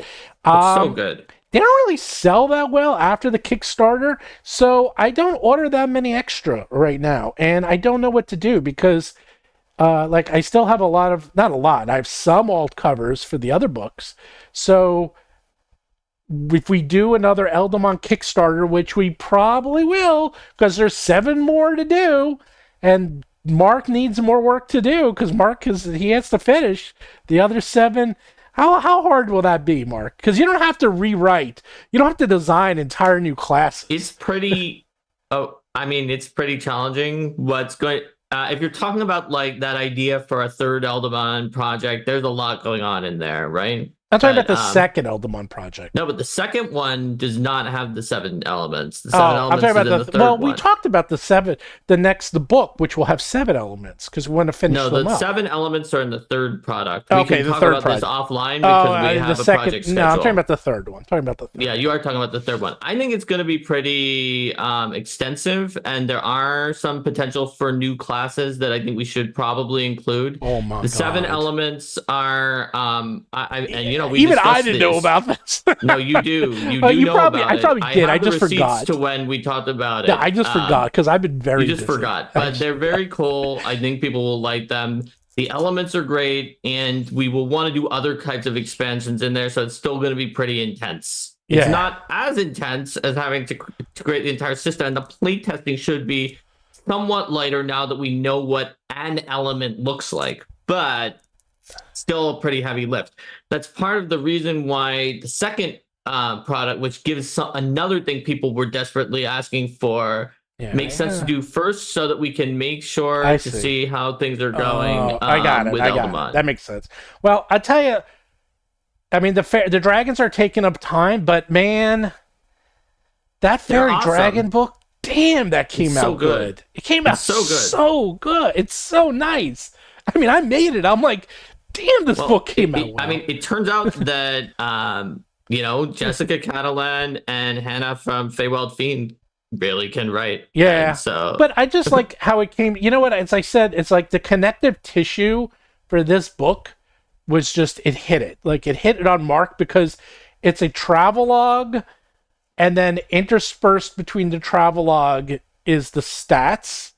So it feels really organic. Like, when I read it, and I liked, it's my favorite type of book. And we did it with the World of Battlezoo book, but it was a little different because we had different voices for each section. That's actually because we did, with so many writers, it would have been impossible for all of them to keep the same voice. And for this, the travelogue is written, well, by you and me. I mean, you write it, I kind of rewrite it a little sometimes less than more than others. Wait, are you talking about the travelogue that Hannah wrote? Well, you also wrote the intros, though, for each section. I did write those little interstitial and those are travelogues. So when you said that the effort was on the mark, I thought that was a pun, because there was a lot of additional effort on me to get those two-page spreads. Well, she wrote the intro, but that sets the tone for the rest of it. That's right. I did write those 2-page, sort of chapter introduction stories as well. And I rewrote a lot. I'll leave it at that. I rewrote a lot. Not because it was bad. It's just there's a lot of copy fit. There was a lot of tone issues. I just want to make sure. Also, just the fact that it was written in copy instead of in Word, I had to rewrite meant that it was much harder to run a functional spell check and certain other features on it. So I'm sure that there were things that I would have caught otherwise. Yeah. Like, I didn't have to rewrite, like, Eldamon. I didn't write anything in Eldamon. I'm like, I didn't have to rewrite a damn thing in Eldamon, but that was play tested and gone over. I didn't do anything. Fine-tooth comb. I think I might have written like 1 or 2 sidebars. You helped rewrite some of the World of World of Eldamon introductory chapter. That I wrote. Worked together on that. I forgot. I rewrote chapters 2 through 5 or however many there were. You did like almost. I did the chart very much. I did some of the world. That table was very important. Yeah, I did the table. I did and I did some sidebars, like 1 or 2 here and there. I did a little bit of the lore, but that was rewrite. That was copy fit. Because what I try to do is if it's only a couple lines, I'll usually do the copy fit before I give it to you, Mark. And only if I'm stuck, you know how it is. I'm like, I can't figure it. I'm just like, Mark will do it. I'm like, but trust me, Steven. It's all good. I know. the copy fitting that you are able to figure out and do on your own, and the degree of types of things you can do during layout that I do not have to do myself, is much higher than what can happen during like a Paizo process, right? Yeah. Where if I can just say, I want all the ones from this book brought over to this next one that don't have any prerequisites, and then you do it and I check it and it's right. And like, otherwise I would have to copy and paste all of those things. Yeah, no, trust me. Also, I'm in the mode anyhow, because I'm editing it. And so when I'm in the mode of editing it, it's easy for me to rewrite it. Right. Because I'm already like doing it, so I'm like, eh. So Steven, we went on a few. I'm going on this. I'm finding a person now. Alanya is pointing out that we did forget the. I'm doing it right now. All right, cool. I'm doing it right now. Relax. Good. And then after that, pretty soon I'm gotta go. I gotta go too. I actually have so much to do because we are traveling Yes, Stephen and I are both traveling. It is actually physically It's actually kind of physically annoying. a horrible idea to be traveling that soon after the Kickstarter started, but that is how the timing worked out. Nothing I can do So about it. we're It gonna won't be that. figure it Once you're out. there, this always happens. It stinks, and then you get there, and it's fine. I'm not saying it's gonna be bad. I'm just saying that we have an active Kickstarter that just started, and we're traveling. Ugh. My flight is less than 48 hours from the I launch of the know. Kickstarter. The comment winner was picked. The comment Yes, it was winner, Shadowdark. Shadowdark. And this winner will be Brian Beetle. Brian Beetle, there you go. That's a cool name. Brian Beetle. Brian Beetle. Yeah, Brian Beetle. Brian and his last Join name's Shadowdark Beetle. as Or one of today's Bettel. winners. Bettle. Is that Beetle or Bettel? Or Bettle? I don't know how you would pronounce that. Bettle. It's probably Bettle Bettle. Brian Bettle. because of the two T's. Yes, Brian Bettle and Shadowdark. You have All right. won. Contact me. Just contact at rollforcombat.com. I'll get in touch with you. We'll figure it all out. I'll get you your address. Congrats. Tomorrow, during the stream live, we'll give out a free book. And any of those, if you're listening now. So, I know, it's a pain. You got to listen for 2 hours. But, hey, man, what do you want from me? Or if someone's nice, they'll mention in the comments. Well, you know what, Steven? You've been putting YouTuber comments on some of our stuff, like on the Kickstarter. Maybe you could put, quote, "It's a pain. You've got to listen to me for 2 hours." Steven Glicker as a comment on our YouTube channel. As you know, here are some comments from notable YouTubers about our YouTube channel. No. Yeah, it's like, yeah, Brian Battlezoo. No, that's actually pretty good. Brain Battlezoo. Yeah, Battlezoo. It's weird. It sort of took off. It's like, I don't know, which are we? Are we Roll for Combat or are we Battlezoo? But it's kind of like Paizo. Oh, wait, are And you talking about Pathfinder. which are we in terms of as a company? Neither, right? Those are both Okay. brands. You're right. Actually, you're But right. if we were one of them, it would be Roll for Combat. Because Yes. Battlezoo is even more of being a brand Well, that is a than brand. Roll for Combat is. But they're Yeah. both a brand. Yeah, no, that is a brand. They're both brands. Well, because I had rollforcombat.com as the official, but then people were getting confused, so now it all goes to battlezoo.com. But I don't know. I kind of like, because battlezoo.com, we were able to put comments and stuff. Rollforcombat.com, we did comments and stuff, but then Battlezoo, but then people got confused, so I had it all go there. I don't know. I got to figure it out. I got to redo the sites one day. Add it to my list of things to do. So, but All right. well, we'll be here tomorrow. Everyone, then I guess I'll do the thing that Steven likes, which is until next time, if you want to battle the zoo, you have to roll for combat. Take care, everyone, and hopefully we'll see you tomorrow with Kelsey for Shadowdark news and Year of Whatever news and all of that jazz. A lot of stuff. Yeah, if only Steven knew a website guy. You ever heard that cobbler never has good shoes? You ever hear that? Or the barber. If there's a town with two barbers, you go to the one who has a bad haircut. Right, the same thing. I'm like, yeah, you're right. I do know how to do websites. I'm too busy doing everything else to do my own website. All right, see ya. Bye.